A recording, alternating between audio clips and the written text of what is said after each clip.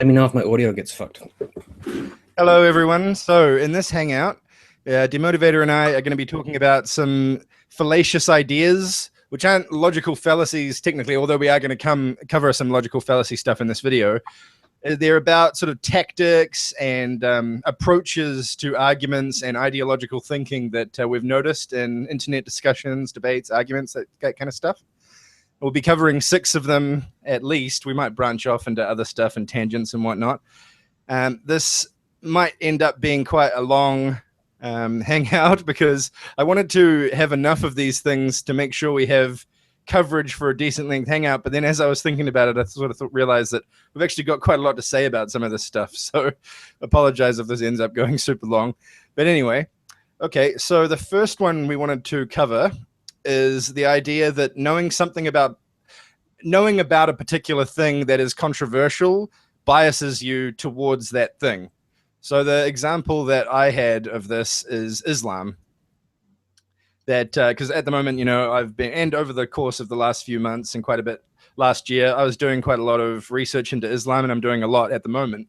And when I talk to people about it and mention that, I get this weird vibe from people that research has made me biased, or that I've done that research because I'm biased towards it, which I found to be quite weird. Like, it's only that they wouldn't say that if it wasn't a controversial topic. I think I just found the whole thing quite weird. I research everything that I research because of an intellectual curiosity and to want to know some stuff about things that I talk about, to not sound like a complete moron sort of thing, or an uninformed ignoramus who stumbles into debates that they're clueless about, like cough cough Sam Harris, cough cough. But yeah, so I just found that quite a curious approach to things, to think that, the only reason that he wants to learn about it is because he has a bias towards it. I think it's quite of a sort of intellectually bankrupt attitude to take. Well, I find this particular one kind of strange because you talked about Sam Harris, for example. He has actually read the Quran. And, I was talking before about a David Pakman segment where he said he's done extensive field research and this kind of thing. And I don't know how often he's been to the Middle East, but he does at least know a decent chunk of stuff. So, and the weird thing is, when you get in debates with like new atheists and people who have certain ideas about Islam, etc., sometimes they are like, "Oh, I'm studying Arabic," or like, I'm trying to study the Quran in the original Arabic, or like, I've read the Quran. And they say, "Have you read the Quran?" And you're like, "No, I haven't read the Quran." And then like, "Shut up about Sam Harris, then, you fuck." And you're like, "Okay." but like, a lot of people do actually know stuff about these subjects, but they come to very different conclusions, obviously. Well, what I would say to that is that knowing about the Quran and knowing about Islam are 2 different things. They're not totally unrelated, of course, but they're not the same thing, because a religion is much more than the scriptures, considering especially that most people in the Abrahamic religions haven't read the texts. Well, maybe they're saying legitimizing certain views about the Quran is being biased. Right. If you read the Quran and you have a kind of broader view that there's other issues in play than just scripture purely saying like kill infidels and stuff, then you're being kind of biased in favor of Islam. Well, yeah, except for the fact that most people, like, as we were talking about, in fact, actually, I might leave that for our later point, because I am sort of starting to stray. If I said what I was about to say, I'd be straying into one of our other topics. But yeah, one thing I just wanted to bring up, because I don't have a lot to say about this first one, and I think we should probably move on from it fairly quickly. But I just wanted to mention that my attitude towards this stuff is kind of like, before I knew anything about Islam and the Middle East and the way Muslims live and all that kind of stuff, and statistics about sociological stuff to do with religion and their culture and whatnot, I was biased against it to a certain degree. And reading about it has made me more neutral, is the way I would put it. So sure. I actually take the opposite view than what the people who say this, like the new atheists typically, who say this sort of stuff, that having the information has helped me have a more objective view than I did before. Well, like I often bring up Majid Nawaz and everything. He does write in Islam and the Future of Tolerance with Sam Harris. He does write that he was more radical before he understood the Quran, which is Right. kind Yeah. of that's against the narrative that the very man he's talking to is pushing. So Exactly. Yeah, that's exactly what I'm talking about. Because like the way that religion is passed from one person to another, typically, and this is especially the case with Christianity, Judaism, and Islam, is not from text to person. It's from person to person, right? It's in the case of Islam, it's the imams, the mullahs, the sheikhs, the people who have who sort of transfer knowledge from one person to another. The problem well, in they're that pushing the instance, bad though, part, huh? Yeah. well, yeah, that's the thing is that means it's passing through a filter, and that filter can either act for good in terms of a moral sense of good, or it can act for bad. It can lead to ISIS, and it can lead to religious charity. You know what I mean? It can Yeah. highlight the good and highlight the bad. And one thing I do want to bring up is that in all three of those religions, more often than not, in the majority of cases, they highlight the good. So, Yeah. but they do have the capacity to highlight the bad as well, and that does contribute to things like ISIS, Al Qaeda, all that stuff. Well, you sent me a link to like an Afghani feminist group, or I don't know if it's a feminist Rawa. group. Yeah. What is it? Rawa, the Revolutionary Afghani Women's Association. Right. Yeah, and they call themselves feminist group. Yeah, they call themselves Muslims. They're not like, now that we are fighting for like social justice and rights, we are no longer Muslim. They're like, no, we're proud Muslims. Exactly. Yeah, totally. She never even stopped wearing a hijab. Doesn't count because they're Muslims. Sorry. Yeah, that's right. Yeah. So you can. So you can highlight the good. You can highlight the bad. Generally speaking, the good is highlighted more than the bad. But when the bad is highlighted, it contributes to a lot of really terrible things that happen in the world. So I mean, the very thesis itself is discounted by the existence of a group like Rawa. Yeah, it's just instantly discounted. Yeah.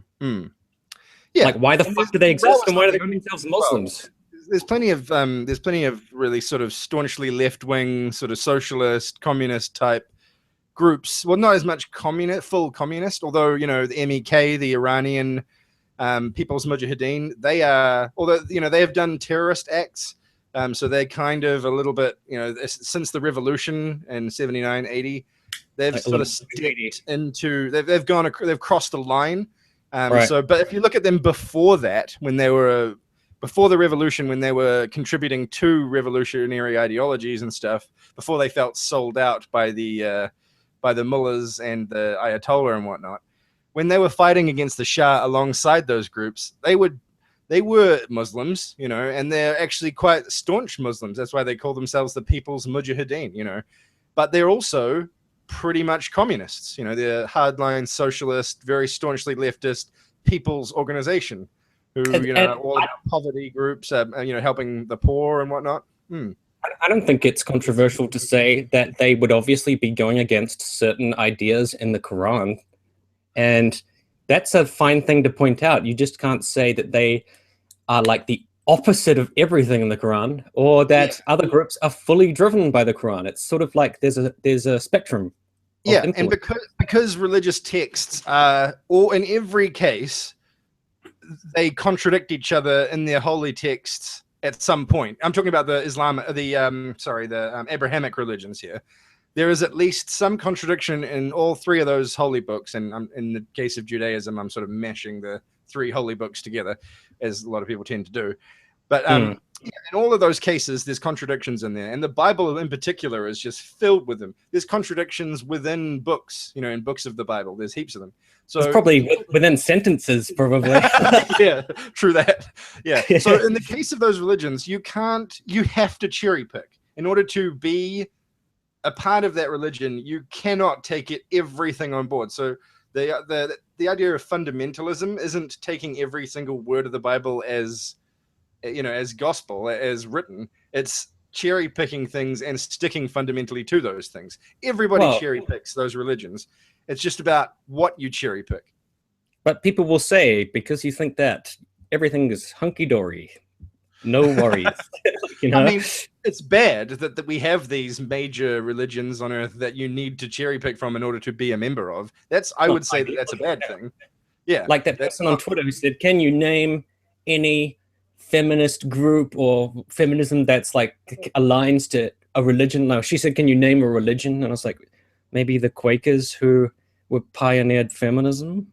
Yeah, Them. yeah, exactly. The And Quakers were instrumental in setting up the Seneca Falls Convention in America and a lot of the early American feminist groups and stuff. Yeah. yeah, yeah. But then another guy wades in like, "Oh, that doesn't count. They weren't driven by or influenced by religion, so it's no good."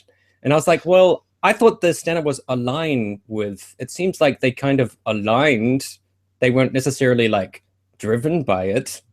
They weren't. It wasn't the thing that made them be feminists, but it certainly wasn't incompatible. I don't know if the word align means compatible or not, but I don't know what the standard is for like the argument. You know, it keeps changing.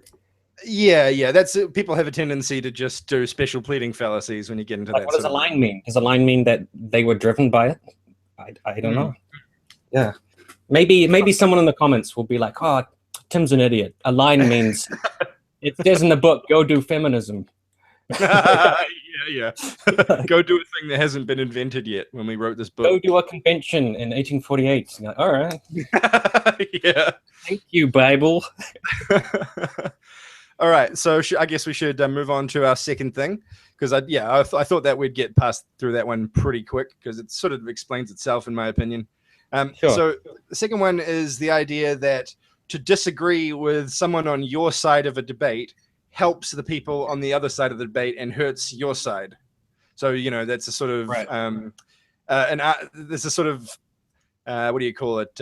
Echo chamber sort of groupthink mentality that I despise. Did you have an example for this one? Because I don't really know Yeah. if I have. Yeah. So the example I wanted to use, and by the way, I've put links in the description for the things we're talking about in this video. I'm not sure if everything that we're going to talk about is currently in there because I just sort of threw in the stuff I figured we were going to talk about.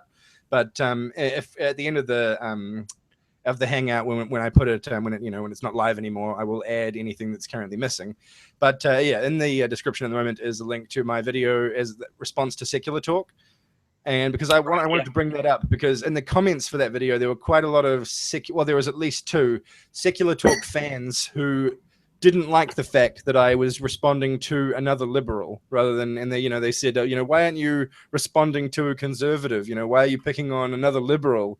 That it doesn't make sense to do that. We should be fighting our mutual enemies, sort of thing. Right. And yeah, I mean, from my personal perspective, I personally don't see the value in spending a lot of time responding to conservatives because it's just like I don't respect most of them and what they say. There is exceptions to that, of course. But for the most part, conservative ideologies are so out of line with what I think and how I look at the world that I don't even really see the point. Like, for example, why would I bother responding to like Thunderfoot or Davis Orini or something like that? It's just, there's no point in me doing that. They're not going to take anything I say on board. And I believe. Sorry. No, go ahead.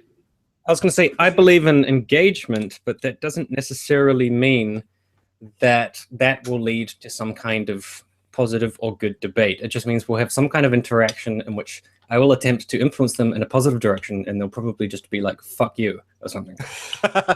Yeah, but engagement in a debate, like on Twitter or YouTube comments or something, is different from spending a week of your life making a response video. Exactly. Well, it doesn't imply that you're having a really positive dialogue and you're really influencing them. It just means that you interact in some way, and it could be a very negative way that you interact. So, yeah, because I spend a lot of time and effort making my response videos. So for the most part, I don't care to do a response video to someone who I despise. Having said that, the one I am currently working on is to Tommy Sotomayor, who is someone I don't have a lot of respect for. But the reason I chose that one is because he basically says every single anti-Black Lives Matter talking point that I want to respond to in one video. So, from what I pretty understand, succinctly too. And, I know people who do value his opinion to some degree. And, like John Horse was talking to me in that Hangout about while he disagrees with a lot of things Tommy Sotomayor says, some of the conclusions he comes to in terms of ideas he has for solutions to problems that affect the black community do have some merit. So it's not like he is anti-black people. He's not an Uncle Tom in that, well, he's sort of a half Uncle Tom or whatever you want to call it. He is not anti-black people, you know, in the like sense of a Fox News contributor who bags on a black Fox News contributor who bags on black people all the time. He's not that. He has problematic views, which I'm going to, you know, take into account and respond to, but he's not just completely out of alignment with someone like me.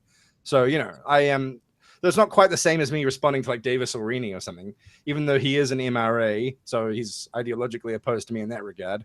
Yeah. And well, for me, like the Uncle Tom thing, you know, just me being like some random middle-class white dude, I feel like using that phrase is kind of beyond my pay grade. I don't tend to call people that because I feel a bit uncomfortable calling someone an Uncle Tom. Even the Fox News black conservatives who come on Fox News and say blacks are hideous, horrible, we are the worst. I still feel weird being like you're an Uncle Tom. I just feel like you're more just like a sellout who's just like says shit for economic gain, I guess. But that's kind of what an Uncle Tom is, you know. It is. It's just like got a bit of a weird history due to its like ties to like slavery. I don't know. I feel a bit strange using it, but no, I think that's fair. Yeah, I think that's fair. But yeah, I don't see the problem at all with debate with your own side, with having having problems with things on people on your own side of an issue say or do. You know, I think that's healthy. I think it's very healthy. I think it's necessary even to sort of take a look at your allies on a particular issue and make sure that they're not, you know, and try and take issue with if they veer into saying like things that are misinformation, you know, factually not correct. I think they'd probably say, and I don't want to straw man people who don't exist and I'm just making up, if they took an issue with your like secular talk video, they would say that you are empowering like SJWs who want to like silence people at universities and shit. Isn't that what they'd try to say?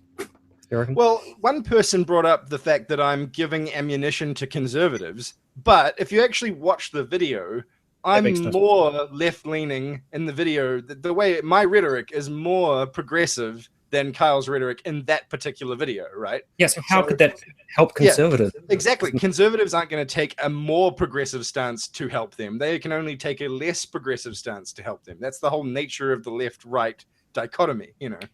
People will just say, "Oh, you're helping the censoring SJWs and all this crap." Yeah, but that's the thing is that like there was one guy. Did you see? There was a great thread in there where this guy was like, "Kyle's right. This is happening," and I was like, "Can you provide any evidence of that?" And he was like, "No, but even if it isn't happening now, it will happen." And I'm like, "Can you provide any evidence of that?" No. Okay then. Oh, so yes, you're just I have evidence. There is a girl who yelled at a lecturer, and she wrote an angry email. Like, oh, good evidence. Wow, like, it's a conspiracy. Like, with regard to that, I you know, it's my position that we need to focus on what's actually happening in reality and only speculate on what might happen in the future if there's actual evidence, solid evidence that there's a march towards that. And that just isn't the case with regard to, you know, this university campus stuff that people go on about. Angry people who write angry emails, who don't like things, who yell at people exist. It doesn't mean that there is a huge trend occurring. But they always like, look at this video, or like that Jessica Valenti. Look, she's wearing a T-shirt that says "I drink men's tears" or something. Yeah, Therefore, feminism is just bunk because of this T-shirt. It's like Jesus Christ. Which is a massive composition fallacy. This one feminist said a bad thing, therefore all feminists say bad things. Yeah, it's like, do you have to base everything off just anecdotes? You know? Yeah. But I think the world is so big and so varied. There's so many anecdotes that you can start putting them together and see a pattern that doesn't necessarily exist. It just looks like it does. If you put 15 anecdotes in a row, you're like, oh, look at this trend. Yeah, that is what you're getting into one of our later points, though, with that one. Yeah. Having said that is our next point, so maybe we should move on to that. Yeah, because I think we just agree on that like they would say you're empowering like some censorship shit or something. Yeah, and as long as that censorship shit doesn't actually exist in the real world right now, that argument doesn't have merit. Well, as soon as it does, then they may have a point. It does exist in like fragments, in like disparate fragments, you know. Not with regard to the specific thing I was talking about, though. Oh, right. Yeah. Okay. with the UCLA pamphlet and stuff. Like, as soon as people are Oh, actually getting punished for that, guidelines. Hitler. yeah, like, Hitler had guidelines too. like that escalated quickly. Yeah. All right. So the next point is basically the opposite of the one we were just discussing. That Right. Agreeing with someone on the opposite side of an ideological spectrum hurts your side somehow. Yeah. Right. This is one that's probably more common than the previous one. That people who say, "Yeah, how could you possibly agree with this person on this particular point? Have you heard all these other terrible things they say?" Yep. And to a degree, in some cases, that sort of position does have some merit, but most of the time it doesn't, and it's misused horribly in internet debates and stuff. Like, you just can never ever listen to something that an enemy of yours says. Well, to me, this is a matter of benefit of the doubt. You give benefit of the doubt to someone that you agree with, and you do everything you can to discount or find negative aspects to somebody you disagree with in order to say, this person cannot be listened to, they're a liar, they're no good. And it's like, well, what about the people on your side who make mistakes and they say wrong things and sometimes they're inaccurate? Oh, there's context there because I agree with them, Like, one of the things that happens in the YouTube feminist community versus the YouTube atheist anti-feminist community is that Are those the same thing? The atheist anti-feminist community or overlap, right? Well, I mean, they both have aspects of the YouTube atheist community in them, but most of the atheist community falls on one side of that debate, unfortunately. But it's like a Venn diagram. It is, yeah, it is, exactly. So, yeah, one of the things that people often say is that when you talk about anti-feminists doxing feminists, they go, well, what about feminists doxing anti-feminists? So unless you take an equal stance on both of those things, you look like a hypocrite, basically.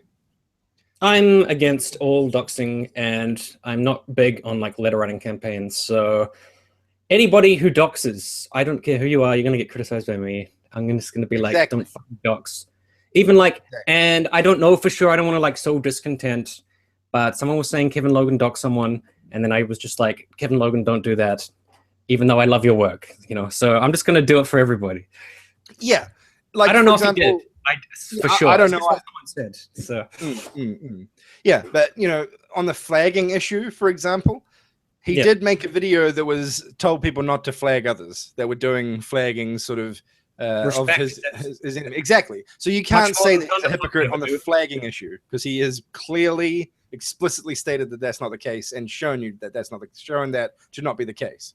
Well, some anti-feminists are like totally against doxing, and I totally respect that. Yeah, I don't even care that they're anti-feminist. I'm just like, good, you're right on doxing. Exactly. It doesn't extend any further than that. Most of the stuff Sargon of Akkad says, I think, is ridiculous, stupid crap. But yes, me too. The fact that he's against doxing is a point in his favor. Right, and change my positions on anything else he says, though. And he sent a nice email to Kevin saying.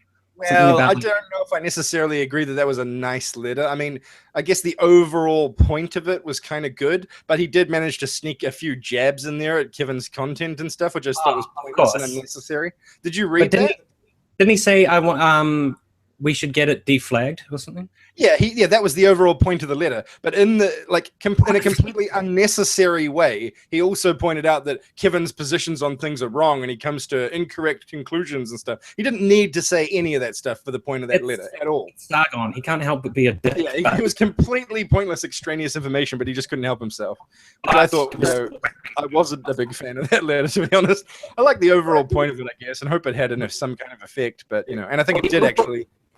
The overall effect, which was anti-flagging, was positive enough to me to discount the random unneeded douchiness. So, hey, your mic's gone weird again. Fuck. You want to change mics again or something? And maybe every time it happens, you could just switch mics.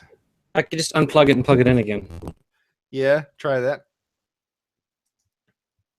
Right. So one of the things, while you're doing that, I'll mention one of the ways we wanted to approach this particular point is through the Texas sharpshooter fallacy. And so I've put a link in the description to the Your Logical Fallacy Is website page for Texas sharpshooter, which I'll just read now. So it's basically, I'm going to paraphrase it. It's cherry picking from a data set to only grab things that suit your position or a presumption, like a foregone conclusion, and ignoring everything else. It's what creationists do this sort of stuff a lot, for example, ignoring, and so do climate change deniers do this sort of stuff a lot. So basically it's, and the reason it's called the Texas sharpshooter fallacy is because it's like a person shooting randomly at a barn and just firing all over the place, and then finding a cluster of his shots that happen to fall within one area and painting a bullseye over that to make it look like that's, that he was shooting really well. And so this is something that happens a lot in internet arguments. Yo. You good? Yep, you're good. Oh, I just can unplug it and plug it in again, I guess. Oh, that's nice. Yeah, well, that helps. Okay, so we're on to sharpshooter. Oh, yeah. Yeah, so I know you were the one who mostly wanted to cover this. So do you want to bring up some examples that you've had in recent? I know, because I should just bring up that Tim has of late been making efforts to reach out across the aisle and interact with people who are on the other side of certain debates, take positions that are, polar opposites to his in terms of things like anti-feminism and new atheism and stuff like that. And because of mutual agreements they have on certain things that I'm not going to mention, they have been trying to forge a sort of across the aisle sort of dialogue, which I think is a really good thing. And yeah, so Tim's just going to talk a bit about some experiences he's had with relation to that, and data cluster cherry picking that he's seen on the internet of late. Go ahead, Tim. Oh, so what do you want me to talk about specifically? The dramas I've been having, or the whole Reza Aslan not thing? Necessarily, just sort of, because I know in a lot of the discussions you've been having recently, and not just specifically related to that, but just, you've been talking to me a lot about how you've noticed a lot of Texas sharpshooter stuff and internet discussions you've been having recently.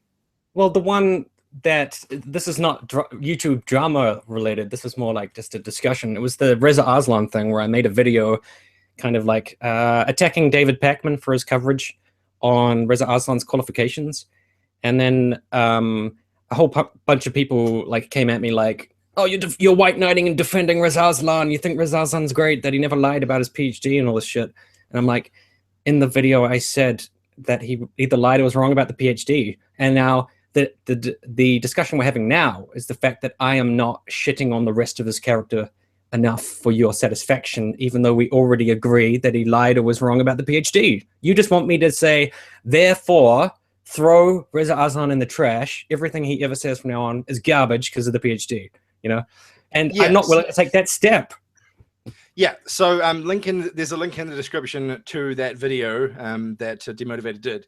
And I just wanted to give a brief description of what that was about. So basically, David Pakman made a video in which he was heavily criticizing Reza Aslan, and he used one specific thing that Reza Aslan had said that was incorrect to basically smear everything he says and his character and cast aspersions on the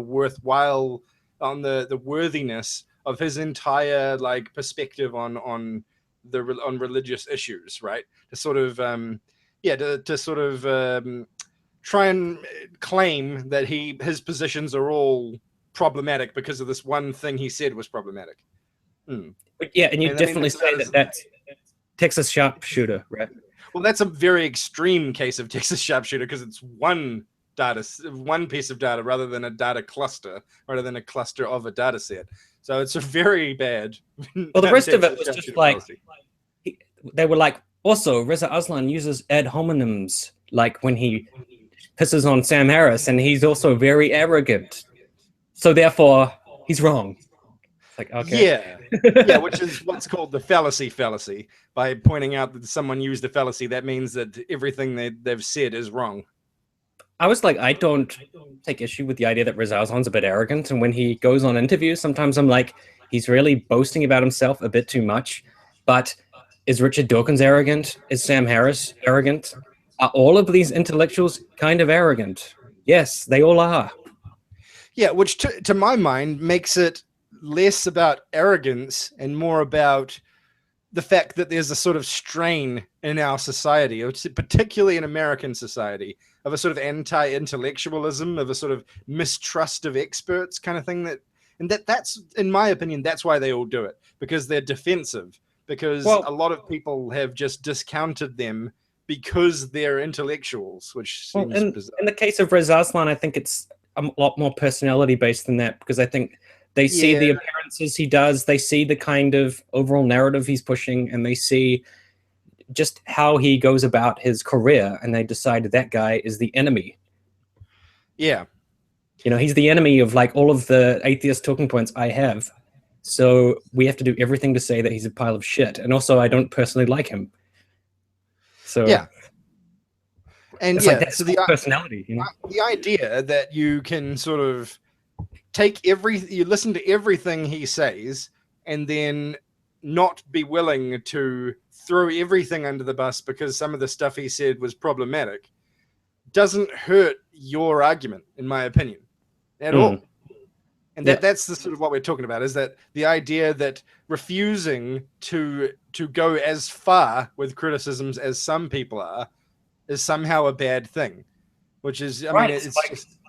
This guy in the comments kept saying, like, stop defending Reza. And I kept saying, I didn't defend Reza. I just criticized David Peckman. And then he was like, yeah, but by doing that, you're defending Reza. And I was like, which is no, such I'm not. an ideologically motivated way to phrase it. It's ridiculous. What you were defending was facts. I was actually, that's what you were my defending. main goal was criticizing David Peckman's coverage. He made specific choices about how he chose to cover that story, and I was criticizing that. Yeah, because the way he covered it veered into basically being misinformation. Yeah, it was like a character assassination overall. Exactly. Really. That he was basically saying that because Reza Aslan said a thing about his PhD that wasn't 100% accurate, that means that his qualifications can be somehow lesser than someone who doesn't have the qualifications he has. And I was like, you take issue with the way that's framed, therefore you love Reza Aslan, you love radical Islam, you're trying to defend everything Reza Aslan's ever said about female genital mutilation. I'm just like, fuck you, man. Jesus. Can't you fucking pay attention? Especially because, you know, Reza Aslan is totally against radicalism. Like, well, he's when people say shit like, oh, sorry. His dissertation was heavily against jihadism, and he's written 2 books against fundamentalism and radical Islam. But when he says stuff like religion is just a language and stuff, I mean, I don't agree with that either. So, I mean, religion's just a social construct, just like anything humans are interested in.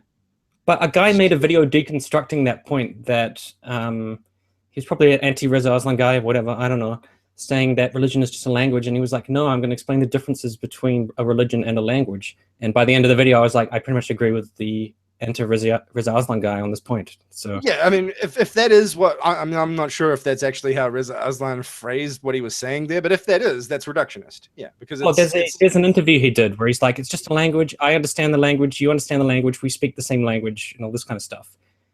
And then I don't think that's accurate because you can interpret like Bible or Quran verses in a way that you can't necessarily interpret language, which would just be using proper grammar or something. So I don't know. That's easy to say for an English speaker. I don't know. Like if you look at Arabic, there's so many ways to interpret various phrases in Arabic that I don't know. But even if that's the case, then that means you're not necessarily speaking the same language as the other Arabic speaker because you will see it different ways. What I'm saying is you can, if you frame it as a language, you also need to frame it as other things as well, because it's not just that. Right. There's other things to it. So saying it's a language is reductionist because it's leaving other things out that it is also, you know. Well, I guess after this hangout, I could just send you that interview or something. I don't know. Yeah, maybe, and I'll put links to the 2 Reza Aslan books he wrote against jihadism. Right, and you know, I'm saying like just because I disagree with or I think the language thing is like not really that, I don't know, compelling. Like that doesn't mean that I think he's for jihad. Like, come on. Yeah. I just think he has a different point of view than what I might think is entirely accurate. And I don't, that's like how debate should work. That should just be like, I don't really necessarily agree with that. I'm not going to say he loves terrorists now. Huh? Yeah. And that's the whole thing about this whole debate, is that it's become about personalities and about ideological disparities and things like that, rather than about ideas and about facts. Yeah, the And Sam that's kind Harris of what annoys grievance me. industry. That's what it is.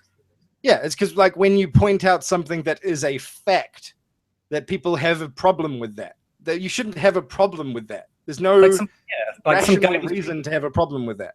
some guy was being a dick to me on Twitter, and I was like, "Why are you being an asshole to me?" And he was like, "Because you talk smack about Sam Harris." And I was like, "Are you serious? Like, you have to come in and defend this fucking guy? Yeah, He's got a whole fucking career. He's got like a bajillion fans. You can't handle anyone saying negative about him."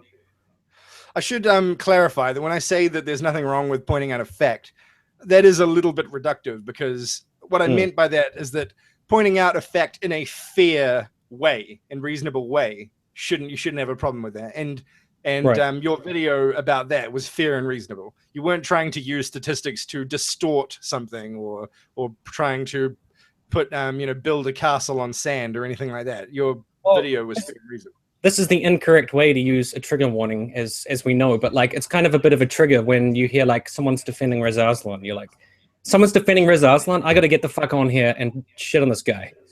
How dare you? Yeah. You know, it's just like a switch. Like, you said Reza Aslan, oh my god, I'm gonna kill you. So Reza Aslan's 2 books, I just brought them up. One of them is called To Win a Cosmic War, which is about how to fight radical Islam. And the other one is called Beyond Fundamentalism, How to Fight Fundamentalism. Religious fundamentalism. So regressive. I know. What a bastard. How dare he take years out of his life to write those 2 books. God, I don't know. Anyways, is that enough on that one? Or I don't know. I've got all the internet dramas, but it's not very interesting.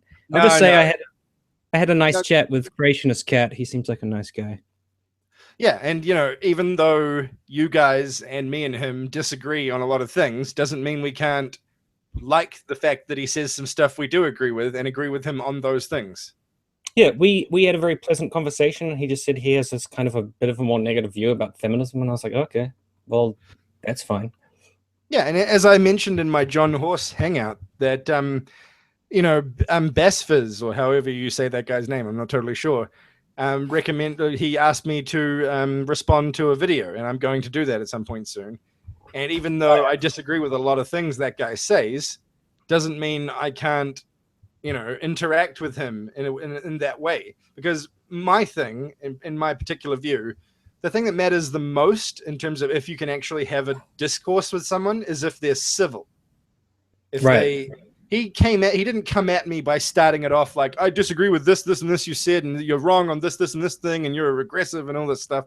He just said, hey man, can you look at this video and see if you might want to respond to it? That's what he said, which is totally reasonable, And so as long as people are civil towards me and don't, pump misinformation into my comments and use this same tired, debunked crap to try and argue against positions I take, I've got no problem with them, Well, I disagree with almost everything that guy thinks and says. Doesn't matter. I think, like, for example, Sargon of Akkad is very pleasant on a individual level, but he does do a lot of well poisoning stuff. So yeah, he doesn't get into like shit flinging like Thunderfoot does generally. Yeah, he does a little bit of that, but he'll throw out a lot of kind of derogatory jabs at people.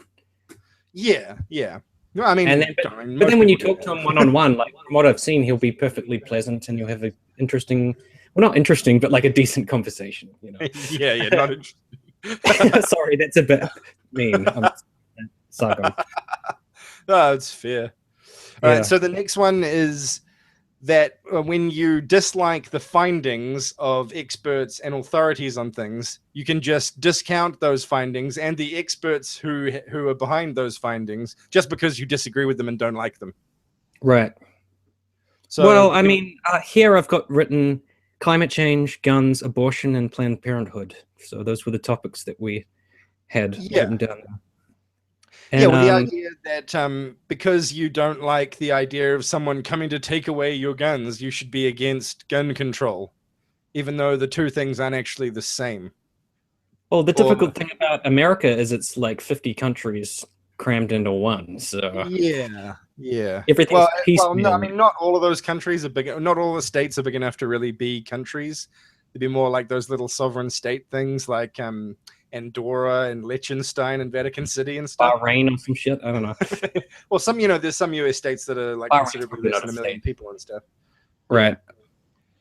But yeah, but the whole like you can't extrapolate from Australia or New Zealand or like every other country on Earth because America is so unique in terms of the whole states and everything. But I don't know about that. I think it's kind of an open question as to what's effective and why it is that they can't get meaningful change. So, but in terms of the like not liking what experts find out, I think it is that thing like Australia's gun laws and New Zealand's gun laws and Japan's gun laws and all the gun laws of all these different countries have really helped, according to experts. But the whole question of like whether that can be applied to America is the whole difficult, vague bit. Yeah. Yeah, and I mean, if we look at something, say if we look at climate change, which is something that affects the whole world and has deniers, and most countries that I'm aware of have at least some deniers or a faction of like the denial movement and things like that. Yeah, that one we can look at in a more global sense, because right. There seems to be two strands to that. There seems to be the people who are financially motivated to take that position, oil corporations, and politicians they buy and things like that. But then there's a whole other group that have no financial stake in being against climate change, but just are anyway. And it seems to me that it's because it conflicts with their overall worldview and doesn't adhere to their preconceived notions and biases and things. So they just write it off. Are they people who are more prone to like the propaganda around it, do you reckon? Yeah, maybe. I think maybe they've just been fed propaganda their whole lives, and this is another thing Fox News is telling them, so why not just eat that up too? Perhaps. It's not quite as bad, but it is kind of like the lizard people thing, like something evil is happening. Obama, climate change, something. I don't know. It's scary. All the scientists are in on it. Yeah. Exactly. They're all lizard men, probably. Yeah. But I think definitely with politicians it's different because they do, as you said, they have an incentive to say it's bullshit. But it's just, bring up Reza Aslan again. It's the same thing with him because people don't like him and don't like some of the things he says. Therefore, they can cast aspersions on his entire academic, career and all of his qualifications. Well, it's the question of experts as well, because Reza Aslan is an expert. Just objectively speaking, he is an expert. But that doesn't mean everything he says is correct. If he said tomorrow, I'm a banana, I'd be like, Reza Aslan is not a banana. He is an expert on, that's not religious related though. I'm a Muslim banana. I'd be like, Reza, you're not a Muslim banana. You're a human being. And even though you're an expert, you're wrong, Yeah. Well, and it works the same the other way as well. Like just because he said something you don't like, or maybe said something that wasn't factually accurate, it doesn't mean he doesn't have the qualifications he has. Like I've had arguments with people in comment threads and stuff where people like try and tell me that he doesn't have a PhD in something religious because he did sociology, and without even looking into it. Because if you looked into it for like 30 seconds, you'll realize there's a thing called the sociology of religion. And that when you do a PhD in something like sociology, you don't do a PhD in sociology in general. You do a specific type of it. And so in his case, he did the sociology of religion. And he's got a BA in religious studies and a master's in theology as well. So yeah, exactly. And the master's he has in theology comes from Harvard Divinity School, which is probably the most reputable divinity school in the world, if not all of America. Certainly all of America. And a degree in creative writing that we can definitively say has nothing to do with religion. It's just but it helps him as an author because he's written a bunch of books. Yeah, exactly. But you wouldn't say, I am an expert in religion because I have a creative writing degree. You'd be like, well, that's wrong. But if you said, I'm an expert in religion because I have a BA in theology and a BA in religious studies, a master's in theology, and the PhD in sociology with a specialization in religion, you'd be like, okay, that's a better point. Yeah, exactly. But there's a lot of people who, when they first look into what his PhD is and they see the word sociology and just stop researching immediately because that conforms to their preconceived bias, right? So then they go, oh, look, it's in sociology. Whereas I looked at it and I thought, okay, what kind of sociology? Oh, the sociology of religion. So fair enough. And his dissertation was in jihadism. That's what he wrote about. Exactly. Yeah. Those are just facts. And people hate Riz Aslan, so the facts are no good. Yeah, so they try and smear the facts, or they take when they approach researching the facts, they do it in a way that discounts certain things or doesn't or they take say into Reza account certain Aslan's things. an arrogant jerk who said a bunch of times that his degree had a different name. Yeah. So he's wrong, and he's a dick, and he doesn't know anything. But yeah, and the other one we have is abortion and Planned Parenthood. Yeah, well, the abortion one's an interesting case because the sort of, as I was talking about to you last night, the sort of difference to me between pro-choice people and anti-choice people is that the pro-choice people, every single one, myself and every single one I've ever talked to, will admit that sometimes some people misuse abortion to do things that are kind of dodgy, shady, doing it like things that they shouldn't be doing with it, you know, sort of thing. That doesn't mean we should take away all choice, though, right? And the opposite point of view is that there is no good, a lot of the time, not everyone, but a lot of anti-choice people take the position that there is no good reason, you know, which is just not correct. It's just wrong. For abortion, Yeah, exactly. Yeah. If it's going to kill the mother, should she not abort? I mean, that just makes no sense. I hadn't even thought of that, but that's a good point. Yeah. And it just doesn't. I mean, if we're just talking about anti-abortion, it really should be a question of the health implications of abortion. I mean, if you're an anti-choice person, rather than just like let the mother die or some shit, should be like, okay, is there like I really fucking hate abortion. It's really wrong. It's against God. It's morally wrong. It's the worst thing that's ever come along in the history of man. It's murder, killing babies. But is there some consideration for like just the health of human beings? And I think there has to be. There has to be. Situations too, like mental health. For example, if you get raped and have to raise your rapist's baby, I mean, should you be forced to be put by the government to be put into that scenario? Some of them are like, that's okay because some of them think that's okay because they're like, it's not like a direct health issue. It's just you have a baby you don't want. I don't want abortion, so yes, you have to have that baby. You know. Yeah, which is stupid. Yeah. Well, it's morally repugnant, but practically speaking, the health of the mother, I think, is indefensible. Like, if the mother's going to die, you have to have a fucking abortion. There's no choice. Anyone who's against that is just beyond reason, in my opinion. Yeah, and believe me, there are many people who are against that. But you can have a morally repugnant choice where you're like, you have to have the rapist baby, and it's disgusting and it's horrible. But like, practically speaking, you can have that view, you know, and it's a hideous view that I think is wrong. But you can't have the view that let the mother die.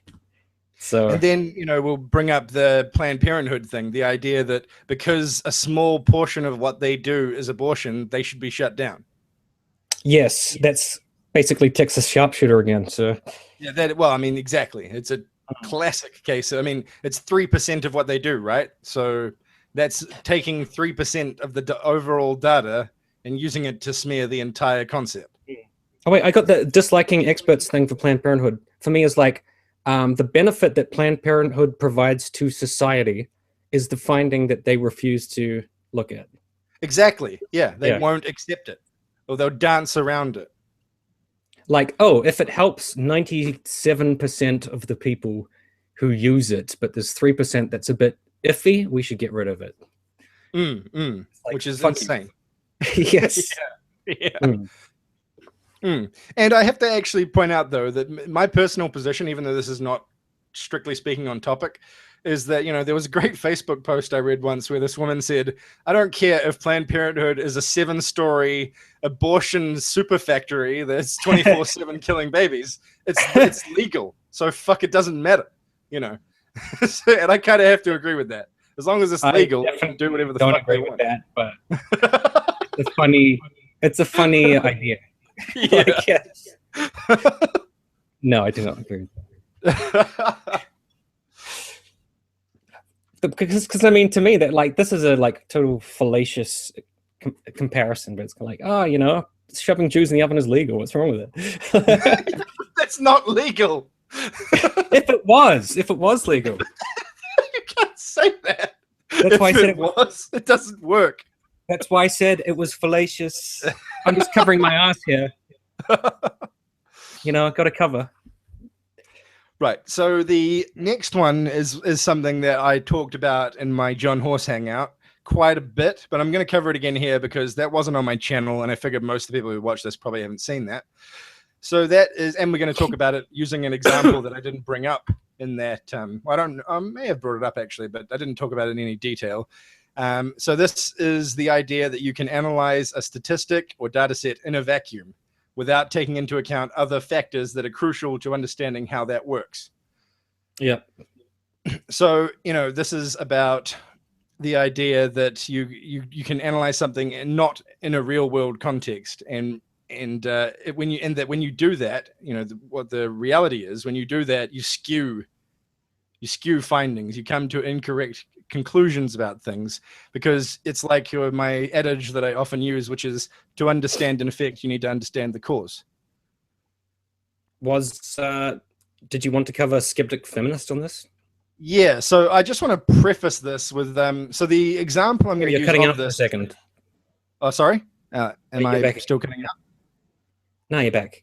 Okay, cool. So yeah, the example I wanted to use of this is a comment that was made by Skeptic Feminist. And I just want to preface this by saying this isn't any kind of attack on Skeptic Feminist. I have my disagreements with them, but on the overall, I don't really have a problem with them. They've never done anything to me that would make me dislike them in any way or anything like that. So yeah, even though we have some ideological disagreements on a bunch of stuff, this isn't an attack on them. It's just a good example of a specific issue that I wanted to bring up. So there's a link in the description to this comment. I'm just going to read the first part of it. It's about black on black crime, right? And Zenistrad, the YouTuber, has written here that black people do commit more crimes overall, but they are also much more likely to be born into poverty. People often turn to crime because being denied opportunity makes crime more convenient, et cetera, et cetera. And he also says that he thinks that Skeptic Feminist is ignoring some of the nuance, right?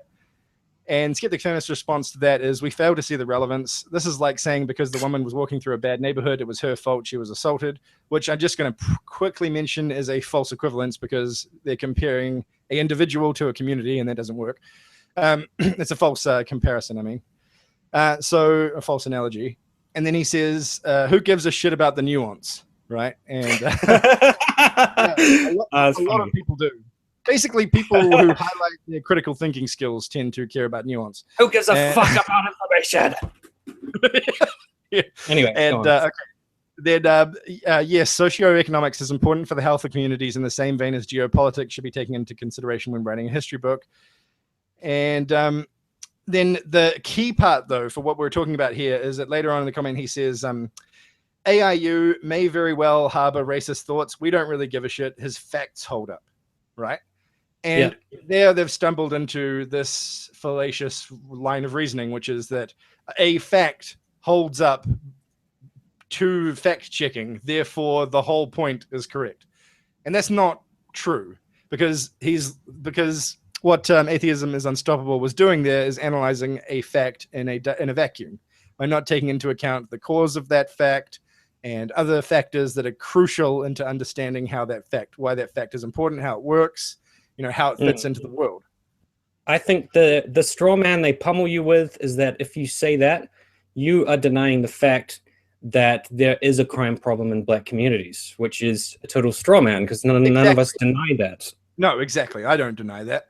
And in my, in the John Horse Hangout, we're talking about the fact that nobody denies that, and especially the black community doesn't deny that. In fact, there's a lot of people who are also Black Lives Matter activists are also concerned about that. So the idea that you can't, that people aren't actually concerned about that by bringing up the fact that it's a fallacious way to look at the issue is, it's not correct. Well, I mean, I've been talking a bunch to this guy called the Canadian Atheist who had a debate with Atheism is Unstoppable, and he was trying to explain proportionality based on per capita crimes. The number of white people versus the number of black people, and then extrapolating based on crimes. And then some other dude tweeted back that based on that, black people are still more criminal, and that was kind of the counterpoint. So what would you say to that? Well, I mean, That's so. Wait. Is he saying that if you look at people of communities of the same income inequality level, the same poverty level, then black communities commit more crime still? Because in my experience, that's not accurate. That if you Well, take I'm into just account saying, economic factors and compare it along economic lines, that isn't the case. I I'm could not be talking wrong. about. I'm not talking about whether that person's tweet was accurate. Just that that was something they said, and I thought about that, and I was like, I'm not fully sure of the answer, and that's just probably my fault for like not knowing enough. I need to like research more about it.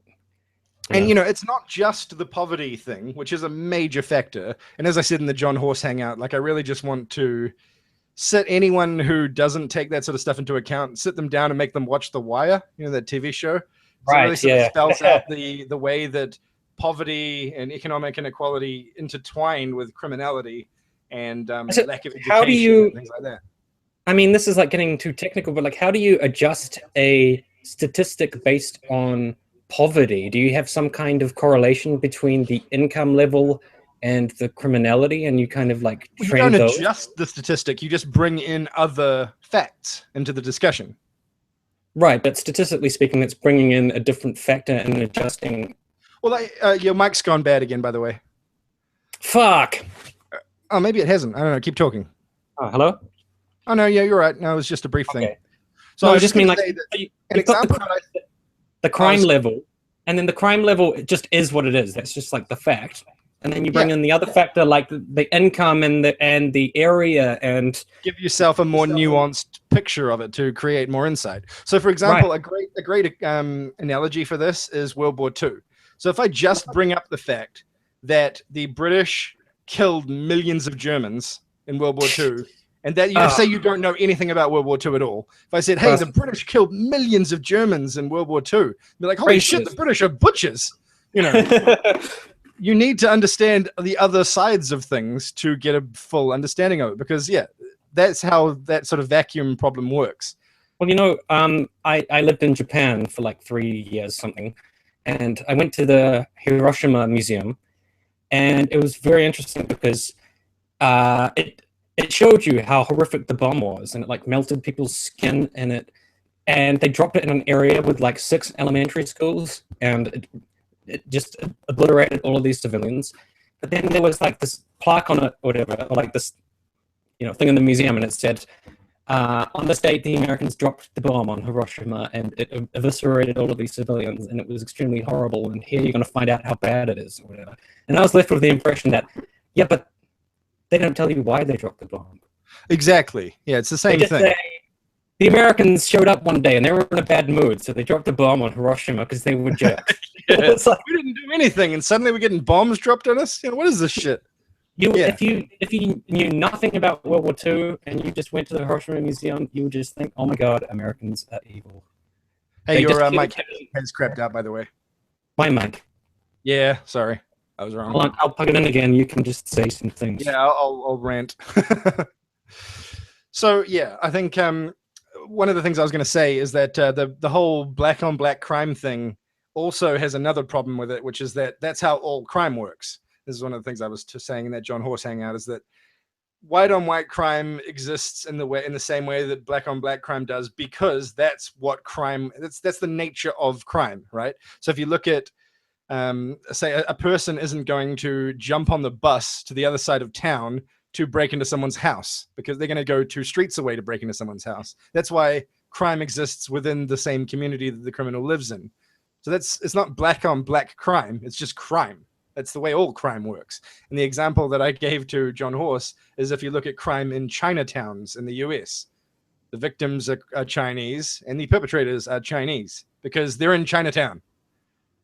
It makes perfect sense, How's this? So, better? yeah, that's good.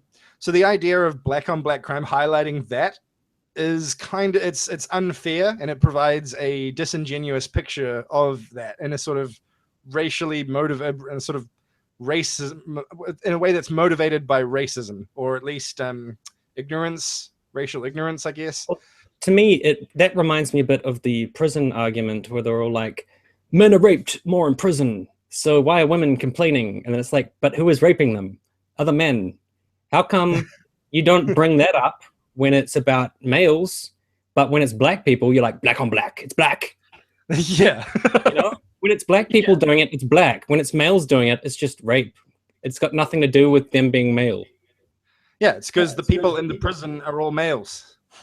It's the But same with apparently, lesbians. that's not It's the same relevant in whether women's women get prisons. raped.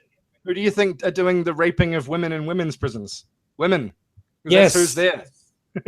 Although in that And case, actually, some of it is prison guards who are male, so it's not totally like, accurate. feminists are focusing on the wrong thing. They should be focusing on the fact men are raped in prison. By the way, it's by men. Won't mention that last bit. Yeah. You know, it's like fucking hell. Just you can detextualize the conversation if it just suits your narrative. Yeah. You know, So, when yeah, black people do it because they're black. It's like, oh Jesus, fuck you.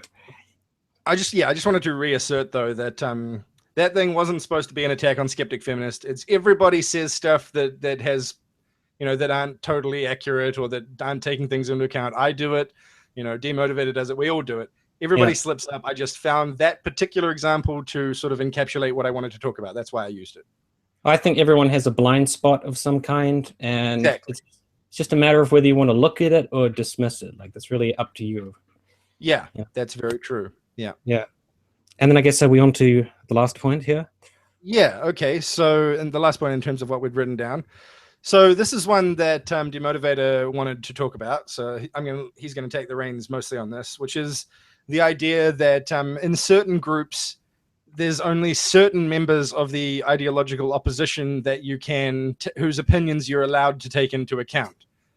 So in the specific case that we're going to discuss is about new atheism, and how in new atheism, there's a certain sort of small group of Muslims who are like the approved Muslims, whose opinions are valid, whose opinions are taken into account and valued by the new atheist community. So there's people like Malala Yousafzai. There's people like Majid Nawaz. And can you give some other examples, Tim? I don't actually know of any other than Majid Nawaz. What's that lady called? You know her, right? Like, she's quite. But wait, are you talking about? What a fucking name. Yeah, but she's an ex-Muslim. I know who you're talking about, but she's not a Muslim anymore. Right, but I don't know if that's completely relevant, because I think an ex-Muslim in that crowd, in the new atheist crowd, an ex-Muslim is kind of like similar to just having a Muslim, you know? Yeah, like, that they speak for Islam and that they're not Muslims anymore. Yeah, so they can keep saying it's an ex-Muslim over and over again. Yeah. Like that is a badge of like authenticity but to be a current Muslim is kind of against you, you know? Yeah. Fuck, what's her name? Talk about why you think that Majid Nawaz fits into this group and ways that other Muslims don't? What's that? Yeah, Ayaan Hirsi Ali. Yeah, I forgot her name. Yeah. I couldn't remember it either. Sorry, what was your question? I was just going to say that it wasn't a question. I was just going to say, can you talk about why Majid Nawaz seems to fit in with the new atheists in ways that the other Muslims don't? Is he an ex-Muslim? I believe he's still a Muslim. I could be wrong, but I'll look it up now. I think he's still a Muslim. Someone in the comments will correct us, but you know, in the case of Majid Nawaz, I definitely think it's just because he kind of pulls a bit of a Sargon of Akkad and just doesn't take issue with the stuff the other person says, and he just ignores it and then just makes his own point, even if it's totally contrary to what the other person's saying. So if someone's like, it'd be like, you know, if someone's like, oh, you know, Jews are subhuman, they're all terrible, I think we should kill them all.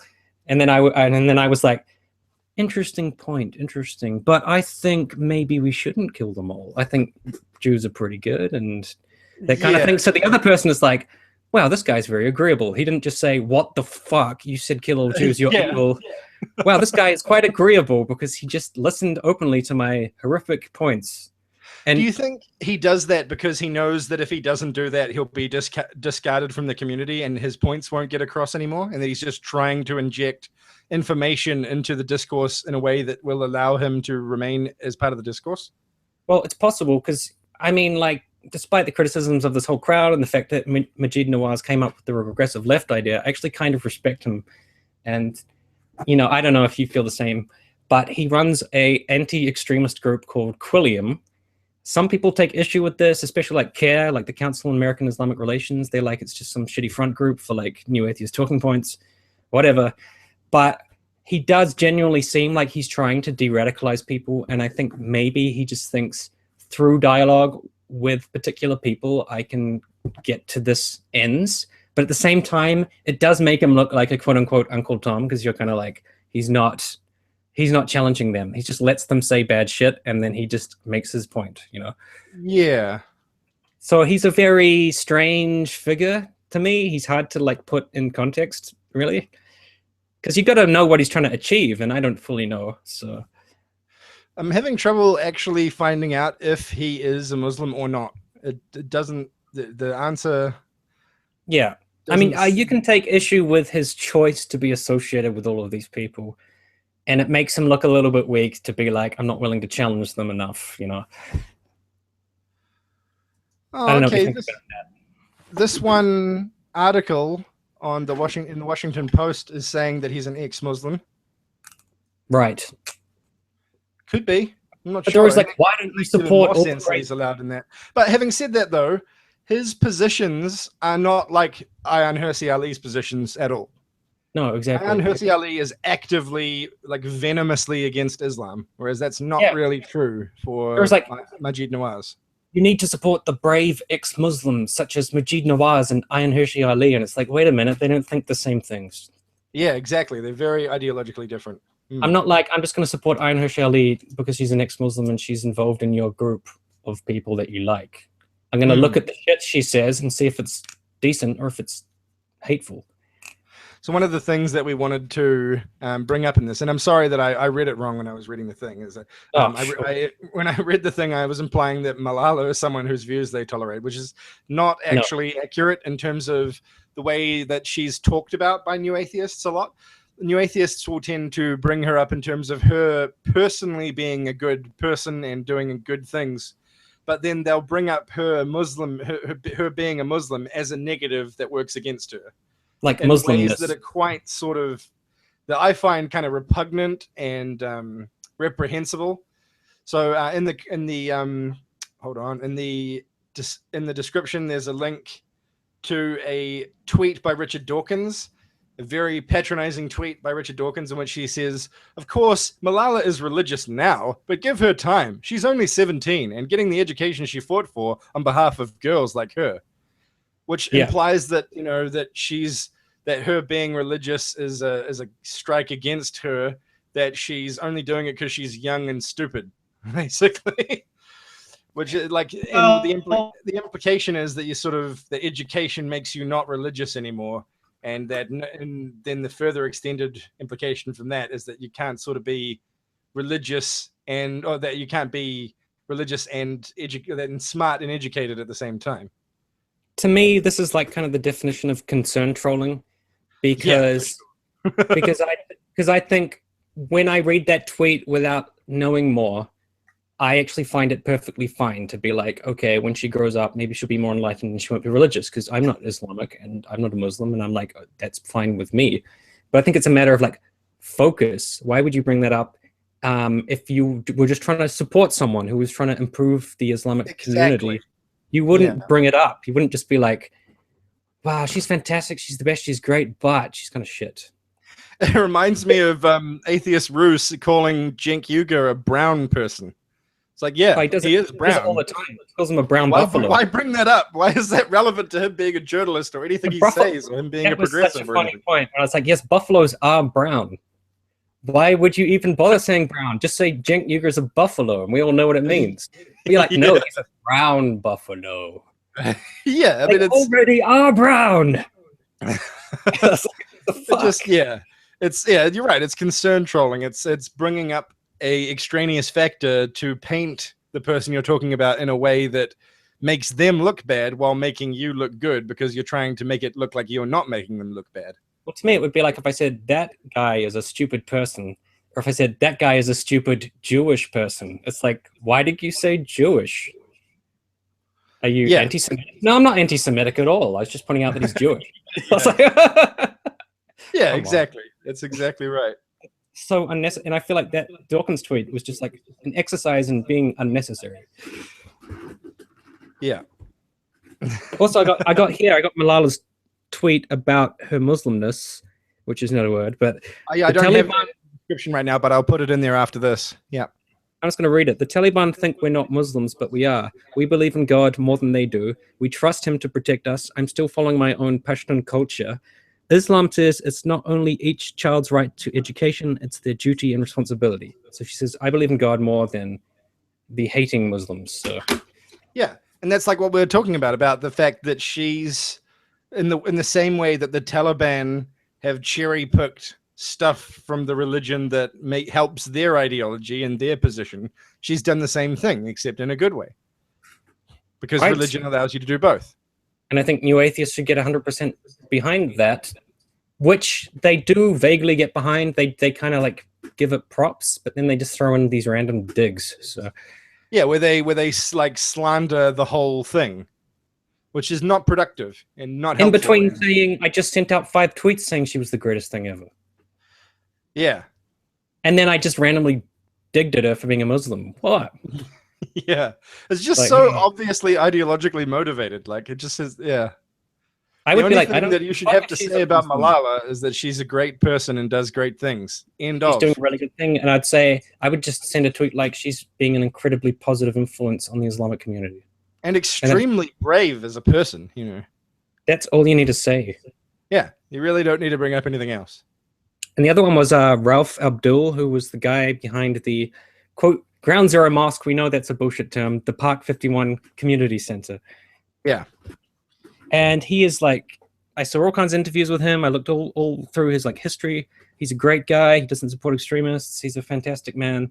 And heaps of them, like including Sam Harris, was against the Ground Zero Mosque. I said it again. Yeah. Park 51 recreate.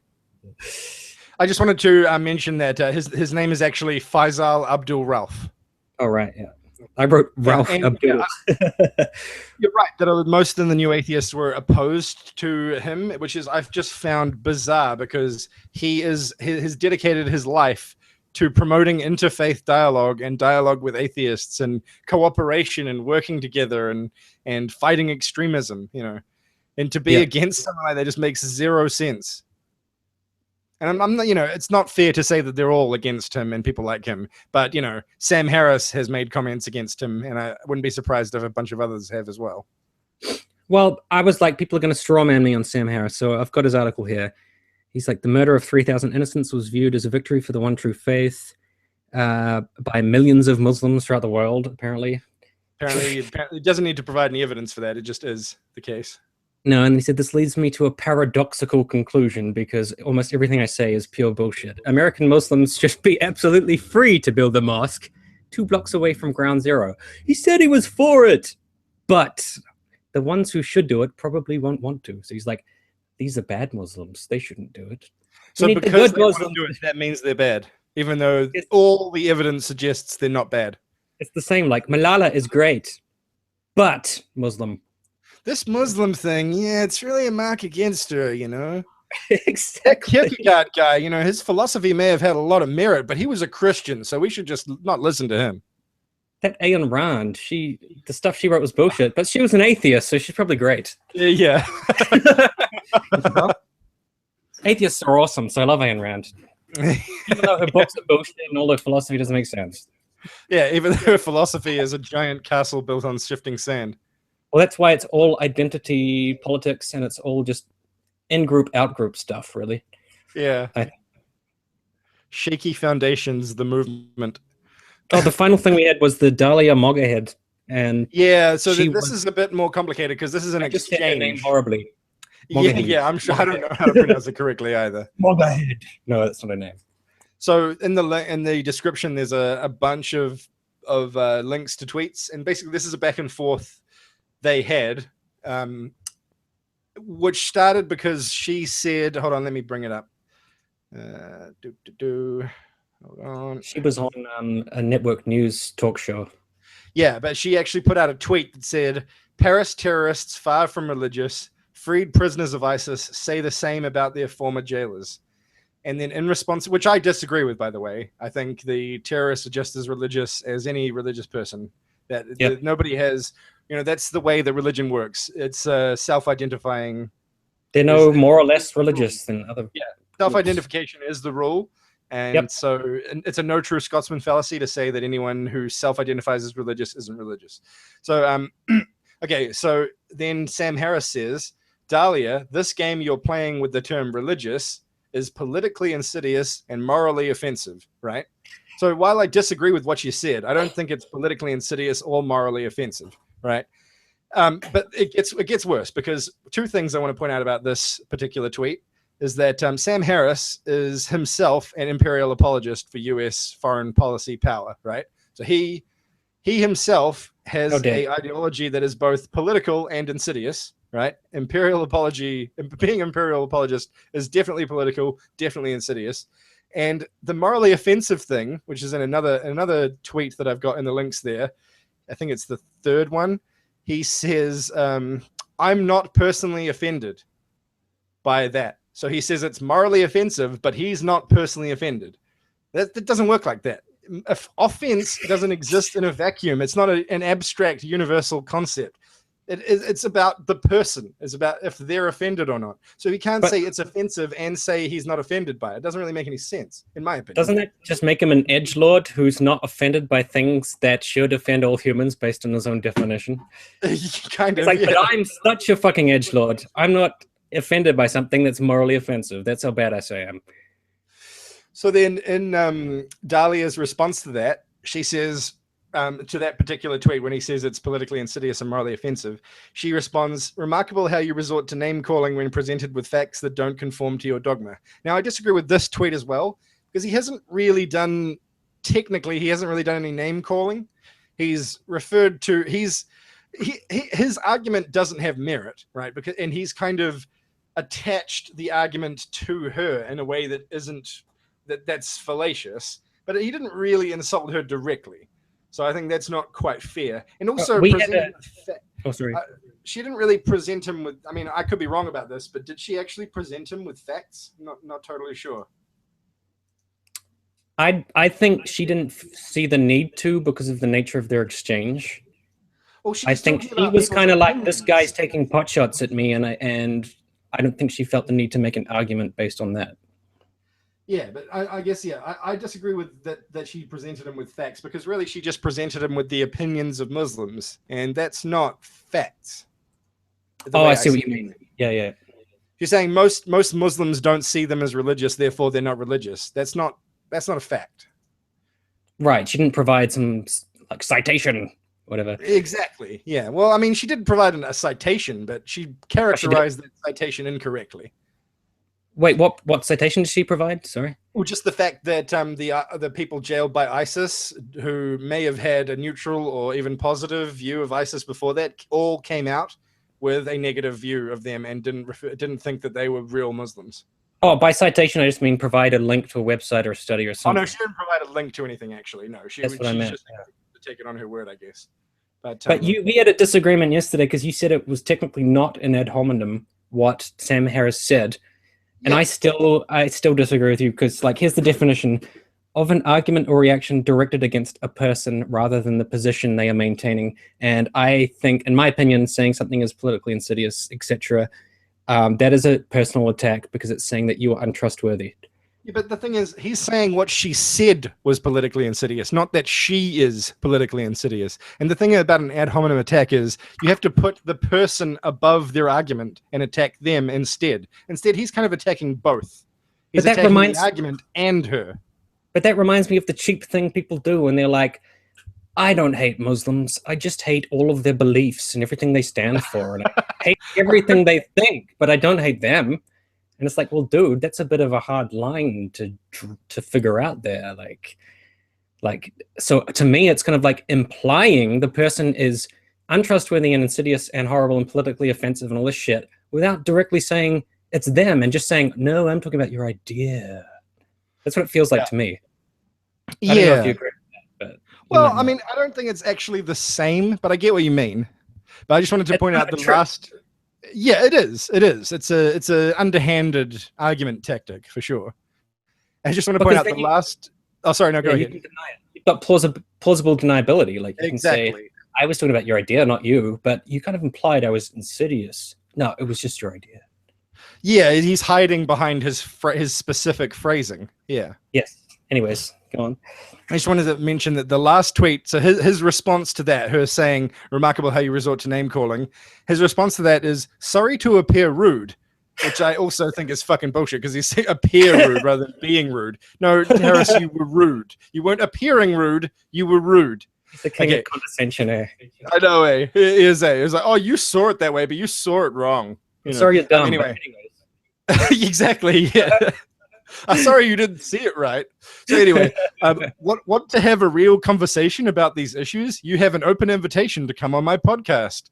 And that brings me to the last thing I wanted to talk about, well, in terms of what's written down in this Hangout, because that really, that kind of thing happens a lot in internet discussions where people will openly smear another person's positions and openly use pejorative language and then expect them to then follow that up with an invitation or a reversal and think that that means the previous stuff doesn't matter anymore. Yeah. Which is so ridiculous. Dahlia's not an idiot. She knows that if she goes on, it's just giving him publicity. Yeah, and it's going to give him a platform to attack her in ways that are just as unfair as calling what that she said politically insidious and morally offensive. Yeah, and then say to all his fans, look how I defeated this Muslim apologist. And they'll be like, good job, Sam. Yeah. You know, and it won't be like an open actual discussion. Unless she pulls a Majid Nawaz and just sort of vaguely agrees with him and then makes a counterpoint. Yeah. Then they'll all be like, she's a reasonable Muslim. Indeed. But yeah, that happens a lot. And the one that I wanted to bring up, which I know you have dedicated a lot of energy to fighting against, which is the term regressive, regressive left.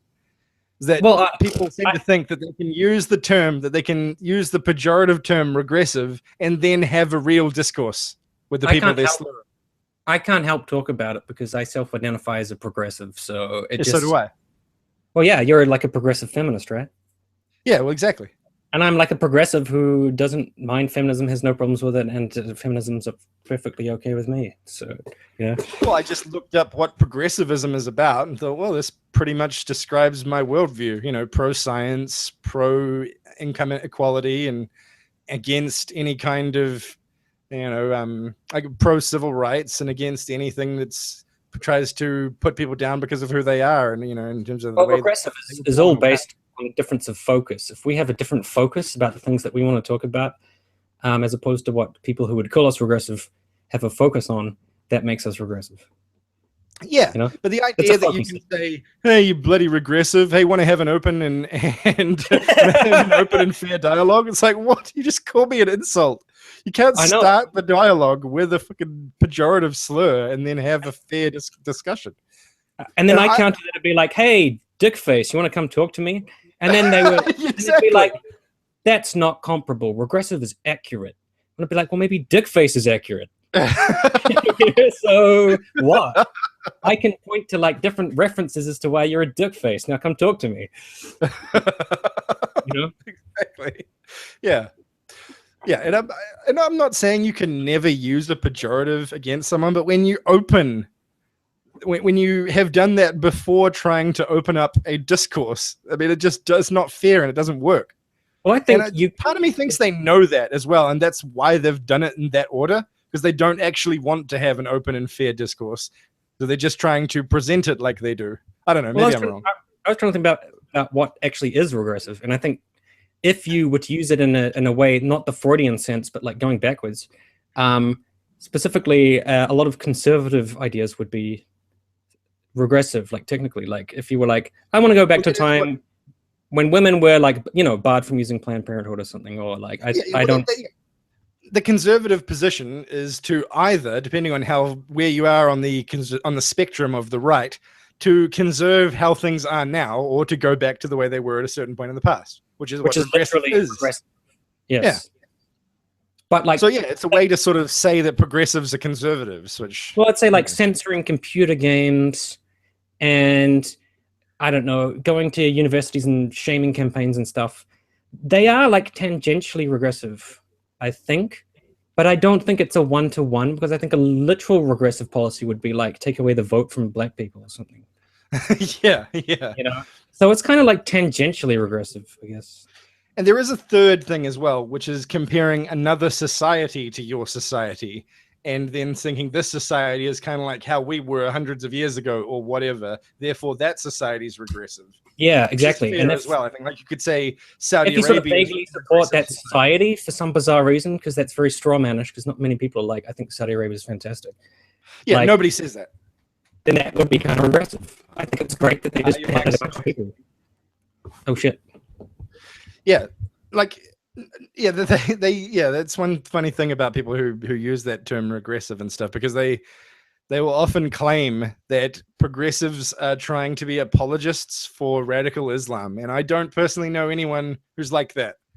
Nobody. Everybody dislikes terrorism and Islamic extremism, and the only people I know of who ever defend Saudi Arabia, aside from actual extremist Muslims, are politicians. They do it. They try and they try and hide behind things. Like David Cameron did something recently where he tried to make light of, or tried to fabricate something about it. That's right. He said, what was it? 47 people who got beheaded in Saudi Arabia. He tried to say that they all basically had done serious crimes, which is not factually accurate at all. Ugh. Some of them were just students. I personally can't stand the fact that fucking politicians support Saudi Arabia. If I was a politician, which I'm not, I would say my policy will be, we are just going to fucking cut off these guys. I don't care how much America has to suffer based on the petrol and the fuel and shit. We are just not supporting these cunts. That's what I would say. And then they'd be like, regressive. Yeah. But I'm not a politician, so whatever. Indeed. Well, we've covered all the stuff that we were going to cover. Do you have anything else you want to talk about? Not particularly. Is there anything? Well, no, I don't really want to get into the YouTube drama stuff, to be honest. I feel like we've touched on it just by talking about the substance of some of the things that YouTubers have said, but we haven't gotten involved in the kind of just back and forth, like fucking petty, taking swipes and shit, which is probably good. Yeah, yeah.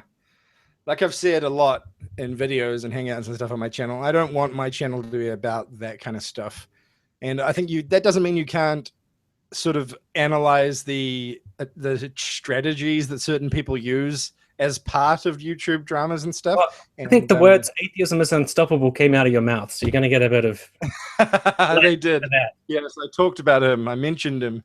Yep, yeah. That's going to get you flagged and banned from the internet pretty soon. Basically, you're done. Yeah, I'm done. I'll be taking part in those anti-AIU groups pretty soon. You had a good run, I got to say. Yeah, man. It was coming up to 2.5 months, man. Yeah. I beat you by a couple of weeks. Anyways, I think this is a good conversation, and the difficulty is in figuring out other subjects to talk about in life. Yeah, well, actually, I've been meaning to do this, so I'll take this opportunity now. So, as I've mentioned a couple other places, because I'm currently doing a bunch of research into stuff for my Islamic terrorism series that I'm working on. I'm currently reading 2 books about Wahhabism and Saudi Arabia, and I don't have time to really do a lot of my traditional videos that I normally do. Like, it's taking me ages to do my Tommy Sotomayor response I'm working on. I want to put out a call to all my subscribers and anyone watching this. If you've got any ideas for stuff that you would like me and Demotivator and other people to cover in Hangouts, please share them, because we need ideas, because I'm going to be doing a whole bunch of Hangouts in February and probably March as well. So yeah. Well, it's true. We could just do a whole fucking hangout on just YouTube drama, but it's kind of cooler to just think of some subjects to explore, I think. I'm just going to respond to, I just saw in the chat, Mindforged Manacles has asked me what I think of his video on planning his argument for God. You know about that? The, oh God, what's it called? The ontological argument for the existence of God based on modal logics. Never heard of it. What is it? Oh, it's I don't know if I should actually get into the substance of it here, but I'll put a because I brought it up, I'll put a link to that in the description for this. So yeah, I thought it was good. Mindforge Manacles. I sat through the whole thing in 2 sittings because I was doing research at the same time and stuff. I was getting a bit too distracted the first time I watched it. Did he prove God finally? yeah. I was like, oh man, he's really just proven God to me. That's it. I'm giving up. I'm giving up atheism. I'm a hardcore Christian now. No, it didn't sway me. His arguments didn't sway me at all. And I was like, why hasn't someone tried to prove God yet? It's about time someone tried this. My take on it is that Platinger and guys like him, they basically try and use technical metaphysical language to try and sort of pull the wool over people's eyes with regard to the existence of God, and try and do it in a really sort of look at my fancy reasoning sort of thing. Yeah, I mentioned that before. Like, oh, but look, he's approaching it in a really reasonable, rational way. So therefore, he must have, it must have merit. Dinesh D'Souza doesn't. I'm not talking about you, Mindforge Man. I'm talking about him, his arguments. Me? No, I'm just responding to Mindforge Manacles. No. No, I was talking about Platinger, not you. No, Platinger's arguments don't have merit, and I think your dissection of his arguments did have merit for sure. It was really interesting. And, you can be rest assured that I wouldn't have sat through a video that long if I didn't think it was good. I thought you covered all the bases really well. And I don't know a huge amount about modal logic, but from what I do know, what you said was fair. You didn't misrepresent anything like metaphysically speaking.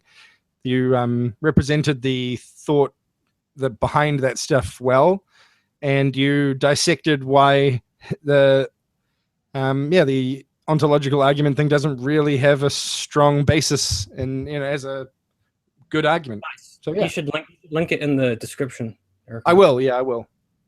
And yeah, I was going to say Dinesh D'Souza and William Lane Craig in particular are like the kings of psychobabble. They just throw. Yeah, that's what I was getting at there. By William Lane Craig is like such a psychobabbler. He just throws so much shit at you. You're like, I don't know what's happening. Therefore, God. Yeah, for sure. Fuck, there's one more thing I wanted to say, but I forgot what it was. So, yeah. Damn it.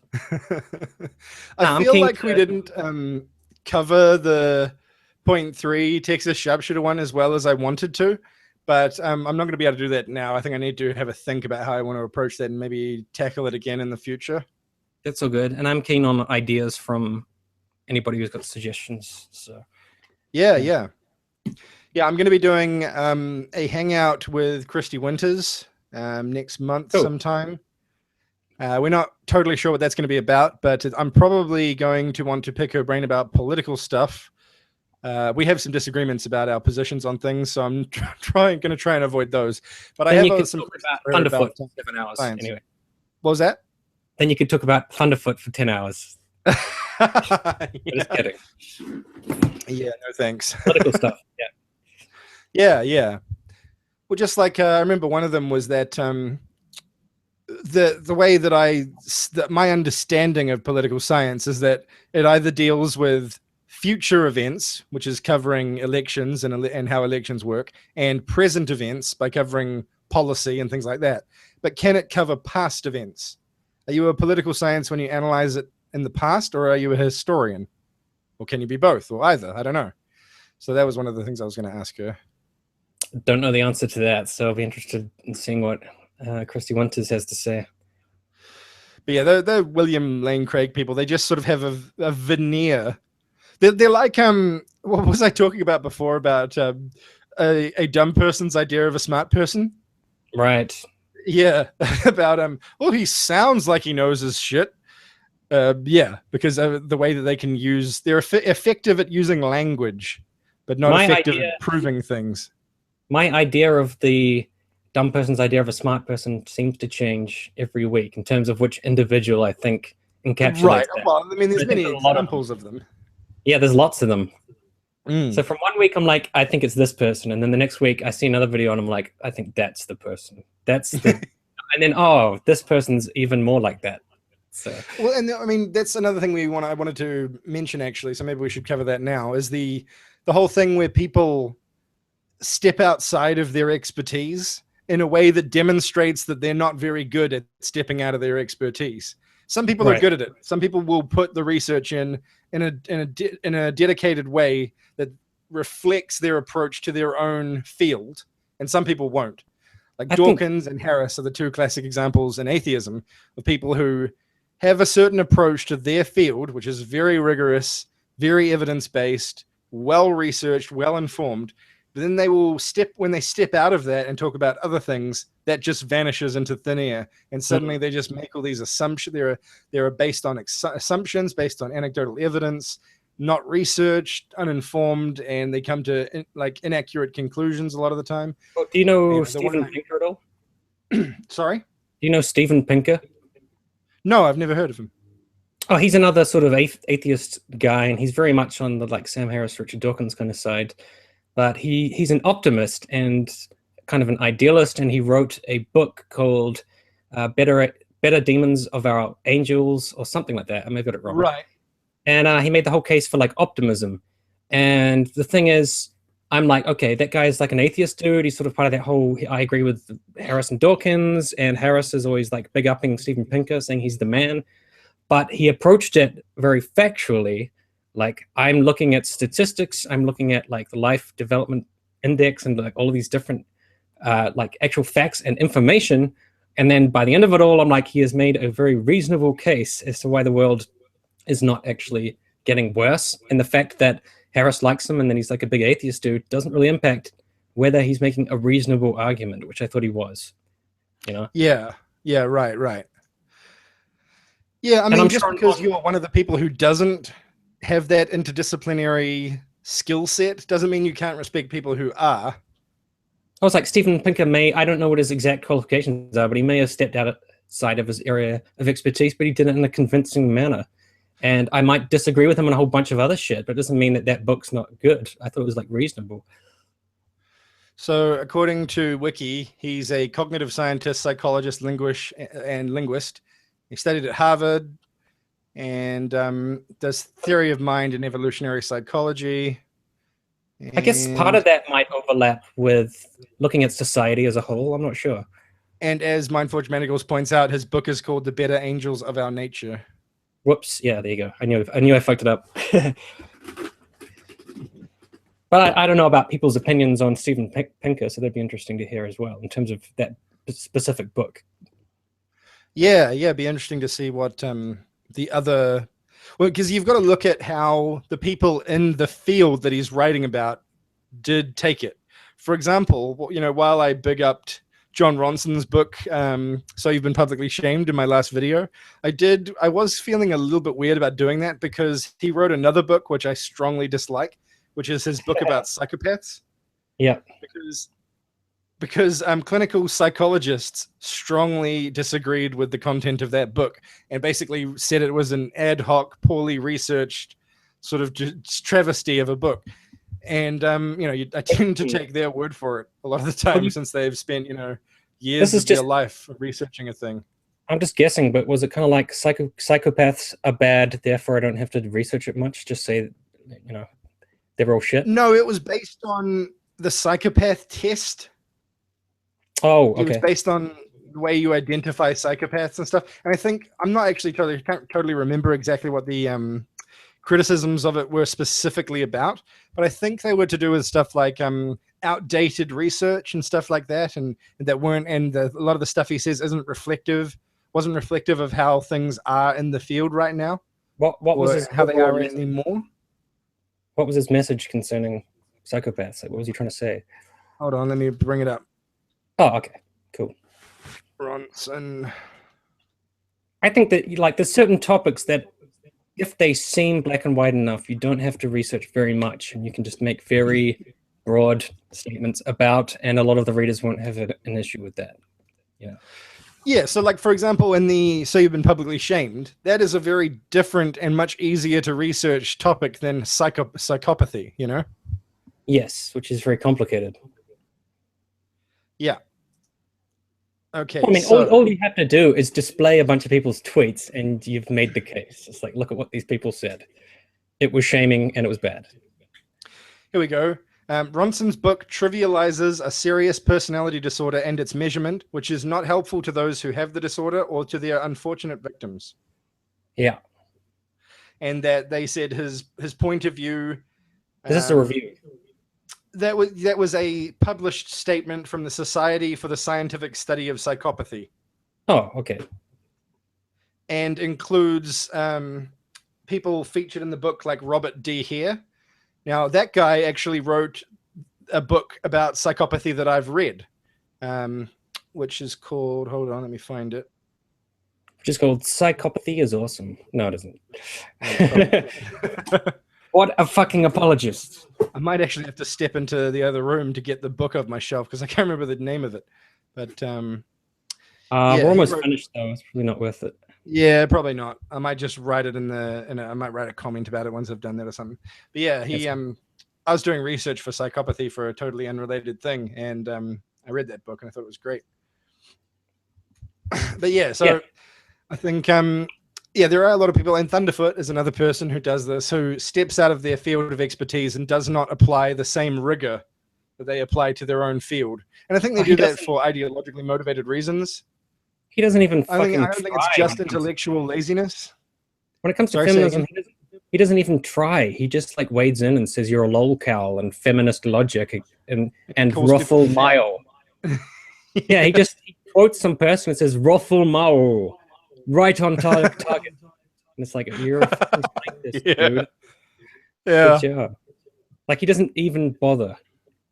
It's quite weak. I don't really think that Dawkins and Harris's approach to Islam is much better, to be honest. I really don't. Well, but at least they think they're applying some intellectual something. Yeah, okay. They might have a different view of it themselves. Like Thunderfoot doesn't even do that. He's just like lol cow. Yeah, that's true. I haven't even seen freaking like Dawkins be anywhere as bad as that. He probably doesn't even know what lol cow is though. But yeah. I hope he wouldn't throw it into every second tweet if he saw it. At the very least, you could say that Dawkins and Harris try to couch what they say in a veneer of respectability, whereas and they may well believe a lot of that. And they might believe a lot of the stuff they say too. I don't even know if TF is genuine. I think he's just a troll. Yeah, and he is admitted to being a troll as well. Right. So I mean, I would not compare TF to Richard Dawkins, even if Richard Dawkins has issues. So. That's true. I guess maybe that comparison isn't totally fair. I do think they're on the same side of the spectrum with regard to that. Dawkins is just overall, he's just smarter than TF, to be honest. So yeah. And just to be getting involved in the drama right now. And like I've told you a bunch of times, Dawkins wrote one of my favorite books, which is the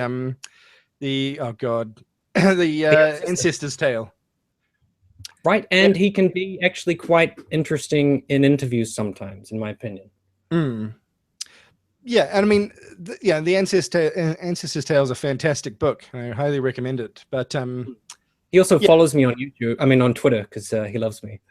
It's so funny. Like when I got some tweets from people who were like, "Why the fuck do you follow this guy, Richard?" And they were like, "Is he?" Because he disagrees with you sometimes. You should have banned him. And I also just want to point out that the lack of interdisciplinary skill is also not necessarily 100% the fault of the individuals who fall into that sort of category, because it's kind of the nature of hard science in a way. Well, shit. When Sam Harris says, like, I don't have to be an expert in religion to, like, comment on it, I actually totally agree with him, but I just think I don't agree with the substance of many of the things he says. And the reason that a lot of the things he says doesn't have substance is because he hasn't researched it. Well, it doesn't mean someone who's not an expert can't have... We're not experts. We can have opinions. That's okay. No. But having said that, it's obvious to me, I've done more actual, just factual research into Islam than he has.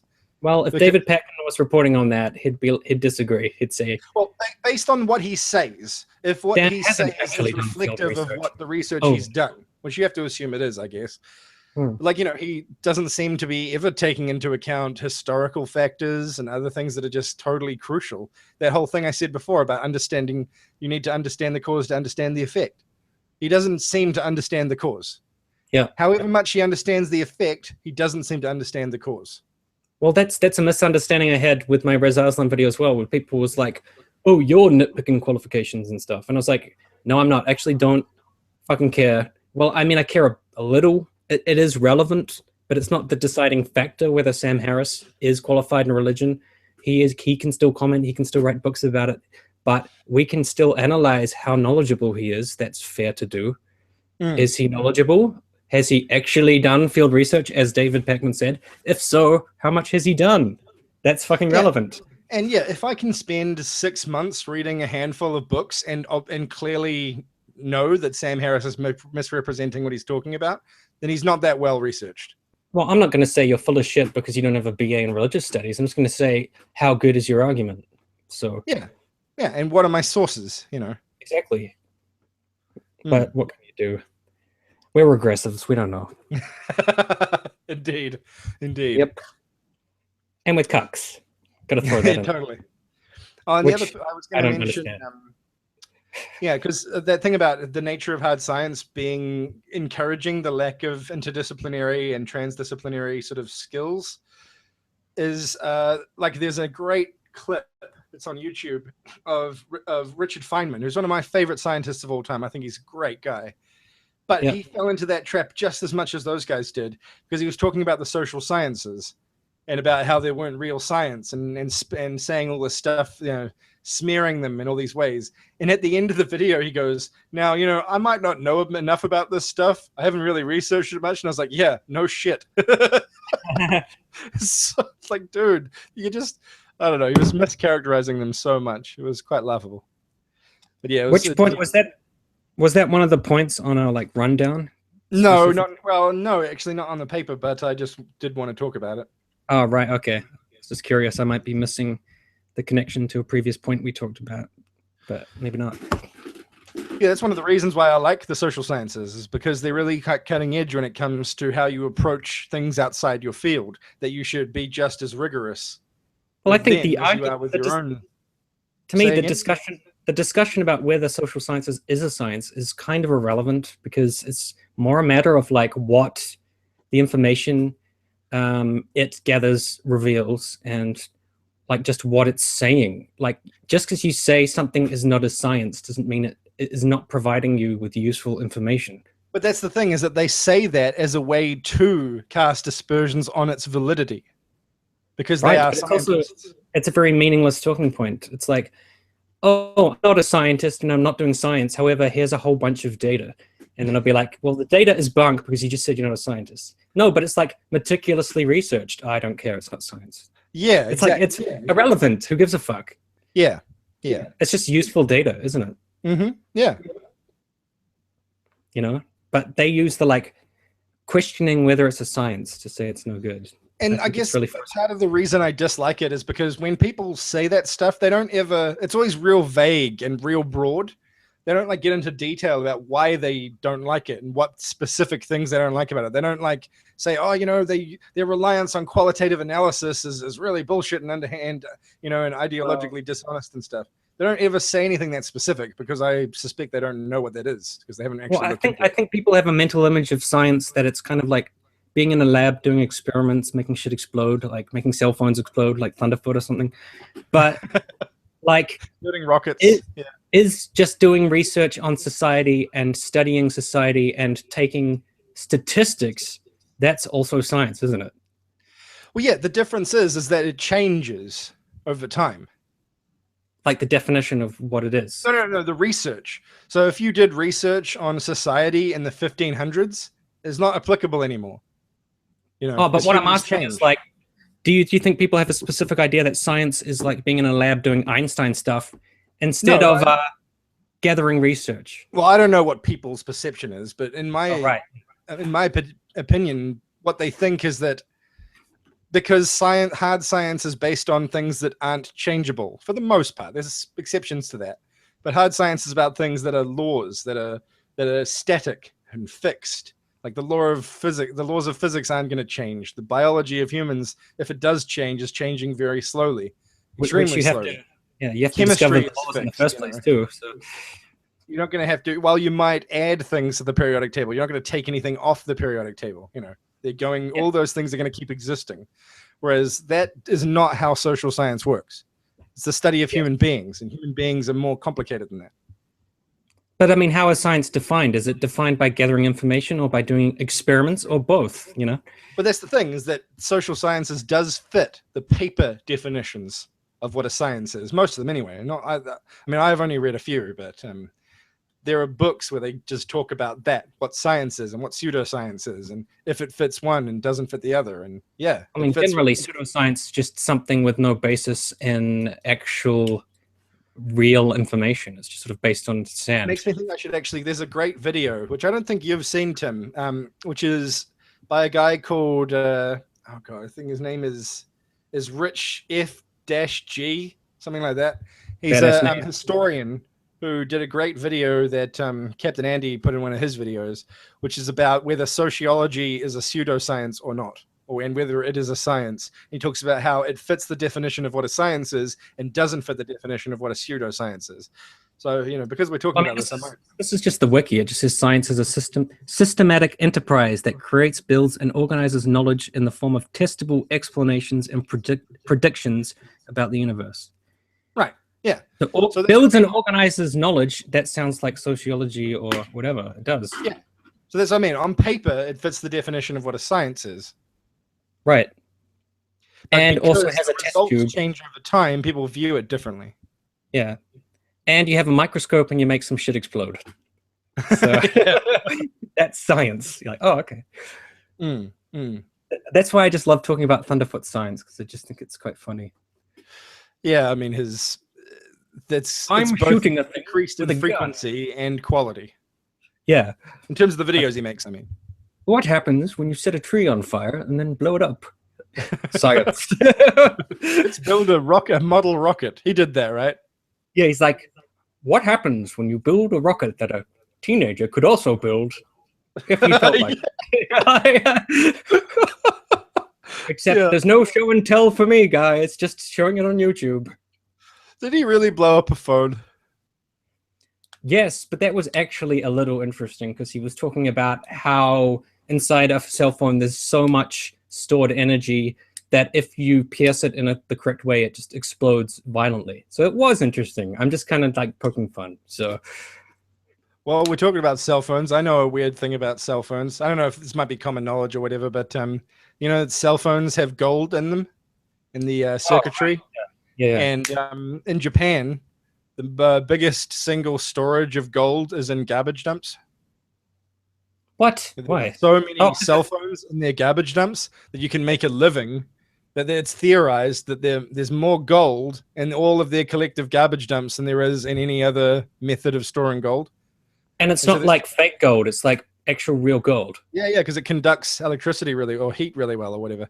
And there's people who make their living just being like garbage dump guys, going around and collecting phones and getting the little bits of gold off them and stuff. Shit, if I wasn't so lazy, I would totally do that. Yeah. It requires going to a garbage dump. I can't be fucked. Also, Japan has a massive black market in black toner ink. Well, they do have a surplus of leftover whale too, if you're into that. Apparently, there's warehouses full of whale because the demand for whale in Japan is lower than the amount of whales they catch. It's quite crazy. So they got all this whale meat. They don't know what to do with the whale meat, and then that makes me want to punch the nation of Japan in the face. And don't forget Norway. They're the other guys who do it. Yeah, true that. I pretty much like Norway besides that. So yeah, me too for the most part. They have the Swedish model for decriminalized sex work, which I don't like. But other than that, I think most of their policies are pretty good. Yeah. All right. I think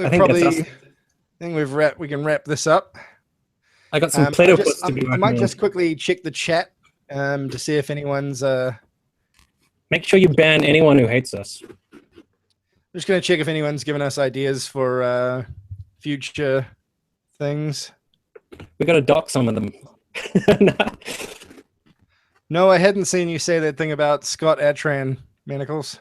Interesting. Okay, I'm not seeing. It's just because when we finish this, and when I go away from this page, the chat will disappear. So, just having a look. And you will all die. Indeed, yes, that will happen. Okay, it doesn't really look like it from what I can see. But I'm sure they'll come in the comments later. Oh, I can't see the chat. You can if you. Oh, you do not have that window open. It says group chat, but I can't see nothing. Right, no, that's the. You have to go to the YouTube page. Oh, okay, yeah. Which is on my channel. So I can see all the people saying, "Why the fuck do you have this guy on again?" I've got a playlist that has 2 videos in it, and that's why I did this. Nice. Because I wanted 3 videos in my playlist. I need content. He's the only D-lister I could find. Other than me, you mean? I'm more like a fucking Y-lister anyways. All right. All right, so we're good. Yeah, that's it, Manacles. Yeah. Caswold Almighty is the pseudoscience. That's the one. Nice. Oh, you need to mute it.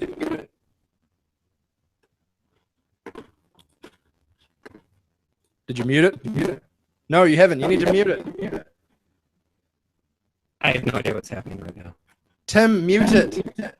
What? Mute what? Ugh. I don't know what you're talking about. What?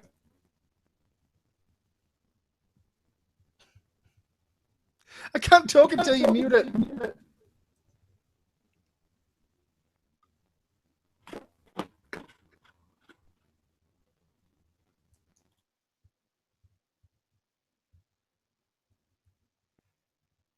Have you muted it yet?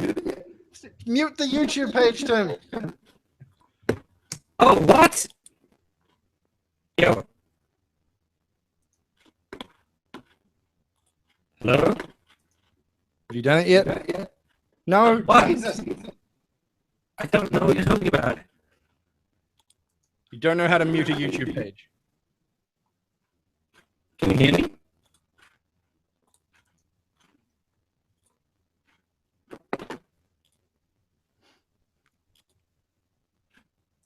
You done it yet? No? Okay.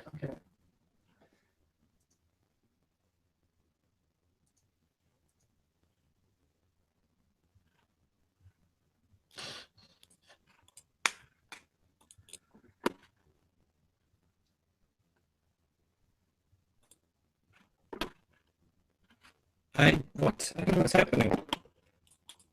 I don't know how I can say mute the YouTube page any different than that. Mute the YouTube page. What YouTube page? I don't have a YouTube page. Open. Yes, you do. I can hear myself. You obviously do. No, I don't. There must be some setting that changed. There is nothing open here. It must be a setting of some kind. I don't know what it is. There's no YouTube page for me to mute, but we've already done 2 hours, so I think it's okay. Well, I mean, I want to talk to some of the people in the chat, and I don't want to do that while I'm echoing because it's really annoying. I'll mute myself, and then you can talk, all right? Well, maybe. I don't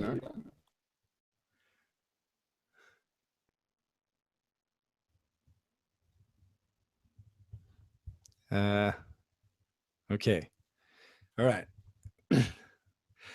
So yes, there's people asking me, Cody, and people asking me about the cologne thing. I've been really busy the whole time since that happened, and I haven't really felt like I've looked into it a little bit, but I haven't done enough research in it to really have a point of view.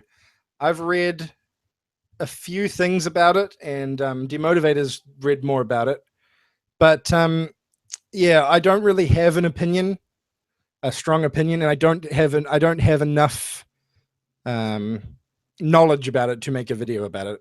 I might do it in the future, but by the time I get around to doing it, I probably won't, like, it won't be relevant anymore. So I probably am going to not cover that one. And I feel like enough feminists have covered it that it's probably all right for me not to.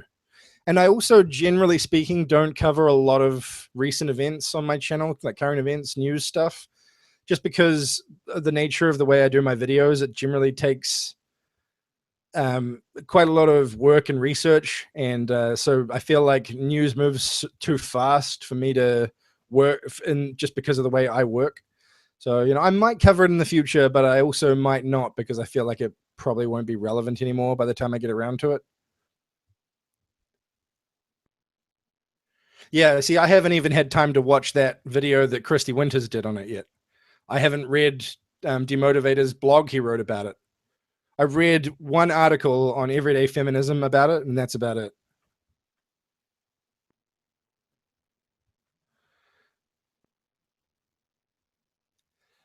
That's another great point there. Sorry, I don't know how to pronounce your name. La Tricatius. Yeah, I'm not comfortable also talking about a police investigation while it's still ongoing.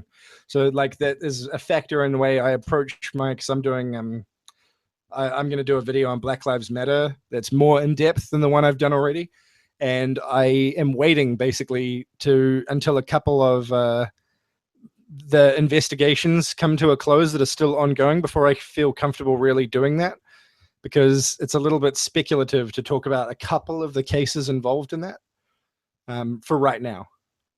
I might do it anyway and just ignore those cases, but then I'll have to come back and do another video in the future just to address those. So yeah, I probably won't bother.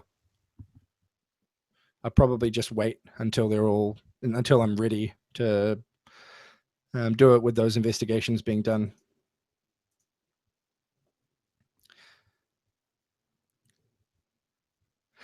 Right, so Demotivator is saying that he never had the YouTube page open, so it's obviously not that, and obviously something else.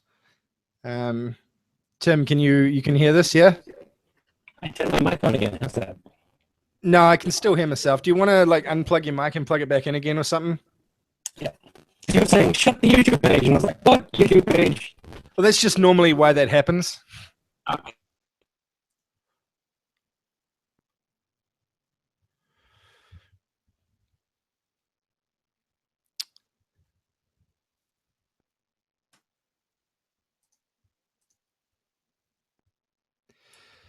Different? No. Well, I don't know. It's only me that echoes, not you. And no, I'm not echoing anymore. Excellent. So did you hear that people were asking about the cologne thing? And I know you've written a blog on that. So do you want to talk about that a bit? Well, like, what are they asking about it? Oh, they were wondering if I was going to do a video on it in the future. And I just wanted to mention, I mentioned your blog about that you wrote about it. And I was just wondering, one of the things that I found interesting when you were talking about that blog and your research for it, about how you had trouble finding the universal rape statistics in Germany. Do you want to talk about that maybe? I found that quite interesting. Well, it's mainly that if you go to Google, you type in like Germany rape, you just get so much stuff about migrants that I was after I'd gone through 3 or 4 pages, it was just like, Jesus, like they just don't talk about, like on Google, they just don't talk about general rape statistics. And then I was forced to use like Wikipedia, which is like a no-no because you're not supposed to do that. And I was like, the only reason I'm using Wikipedia is because I cannot find general rape statistics in any other articles, So it was very migrant focused. Everything was just like migrant, migrant, migrant. As for like actual rape happening in Germany, it was like we don't really focus on that. We don't really write about it. Yeah. And I just felt that so universal statistics, like government statistics and stuff, were hard to come by. Yeah, and like Wikipedia summarized a lot of stuff, so that was good. But like when you just look through general Google, everything is migrants. It's all like the foreigners are raping. Do you think that's because of the current event thing and like how Google's search results work in that way? Or do you think it's always like that? It could be, but they also have a lot of kind of underground radical anti-migrant groups, and they probably put a lot of articles out too. Like the big one there is, I might say the name wrong, Pegida, I think, run by ex-EDL frontman Tommy Robinson. I think those kind of groups put out a lot of anti-migrant shit. So. Because the EDL will talk about Muslim rape cases, but then ignore the fact that they're like 2% of overall rape cases. Yeah, but I mean, they put all that stuff out into the bloodstream of just the narrative, Yeah, there's a thing. that John Ronson talks about in their book about shaming, called Reputation Management, which is something that I didn't know about before I read that book, which is how you can hire these companies that create all these websites and web links that and then push searches and then push people towards them to generate new top results for Google searches.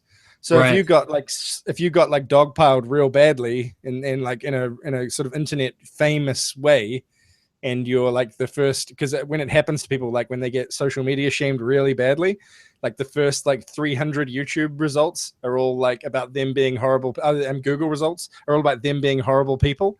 We can Totally. hire these companies that create all these new links that push that stuff off the first like 2 pages of Google.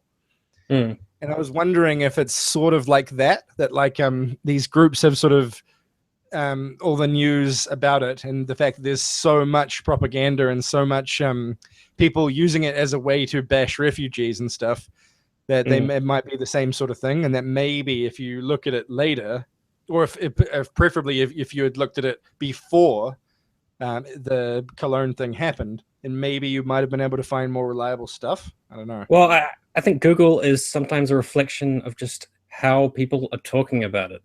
Yeah. So people are talking about it in relation to migrants. So that's like all of the results you'll get. It will just reflect the dialogue, like what people are saying, you know. Yeah. But if you want to look for like hard statistics so that you can do comparisons, you have to dig a lot deeper, because that is not just dialogue level stuff. That's more like what's actually going on in society as a whole. And a lot of people want to ignore that. That Swedish rape thing is another thing I haven't really had time to look into. It's another thing I've sort of heard about. I'm just talking about in the chat here, the motivator. So yeah, I know that people have been making videos about it, and I know that people have been making responses to a video that, was it Thunderfoot did, or maybe Sargon? I can't really remember. Right. But yeah, I remember there was a whole lot of talk about Swedish rape stuff, and I don't know anything about it, unfortunately. Right. Well, but then, like, you know, the whole other aspect is the actual like substance of the conversation around the Cologne attacks themselves, and there's that whole like tension between it being some kind of isolated event, or being reflective of migrants, or just being reflective of the kind of culture that occurs around like New Year's and stuff, when you have like people roaming the streets harassing people, and then a lot of them happen to be, or a lot of them are like from African countries or Syrian or something, and just the nature of like why that is occurring and what that's about. I think that's the whole other area. The reason why a lot of feminists had issues, and like I said again, I don't know enough about it to really talk about it too much, but just from my limited experience of dealing with this thing, it seems to me that like a lot of feminists have a problem with it because because they're rape denialists or anything, which is a ridiculous thing to claim of a feminist. It's because they see this as the way that some people are talking about it, like MRAs and stuff. They see it as an opportunity to push an agenda rather than genuine concern for the victims. Concern trolling, yes. Yeah, exactly. I think that's the problem that a lot of feminists have with it, is that, yeah, it's like, why aren't so you're not talking about rape generally, but when it happens to be done by people you don't like, then suddenly you're talking about it. It just seems a little disingenuous. Well, like my girlfriend lived in Berlin for a year, and she said that in New Zealand, more people are raped based on statistics. Like, you know, we've got a worse rape statistic than Germany, but she said in Germany, people openly harass women a lot more. So she's like, if you're walking down a dark alley in Germany or something, half the time you can expect to be like harassed by somebody, and that it's really prevalent in Germany. There's a lot of harassment just on the streets of women, more so than in New Zealand. But the weird paradox is that in New Zealand, more women are raped. So it's really quite That's not strange. a paradox, though, because because most rape is by someone you know. So right. You're not that's like what I talked about in that I think it was my I'm a Skeptic video, the idea that it like rape is strangers jumping out of the bushes and like out in the open, the people you don't know. That doesn't really happen that much. I mean, it does happen, but it's like 10% of rape or something. Like I Like think that was based on her anecdote about that, that sounds more likely in Germany than in New Zealand. So yeah. Well, yeah, I'd agree with that. But yeah, yeah, like in the book Rape is Rape, the author talks a lot about how that is just a myth, and that more than 9 times out of 10, I think it's the person that rapes you is someone that you know, often a family member or a friend of the family, yeah. someone like that.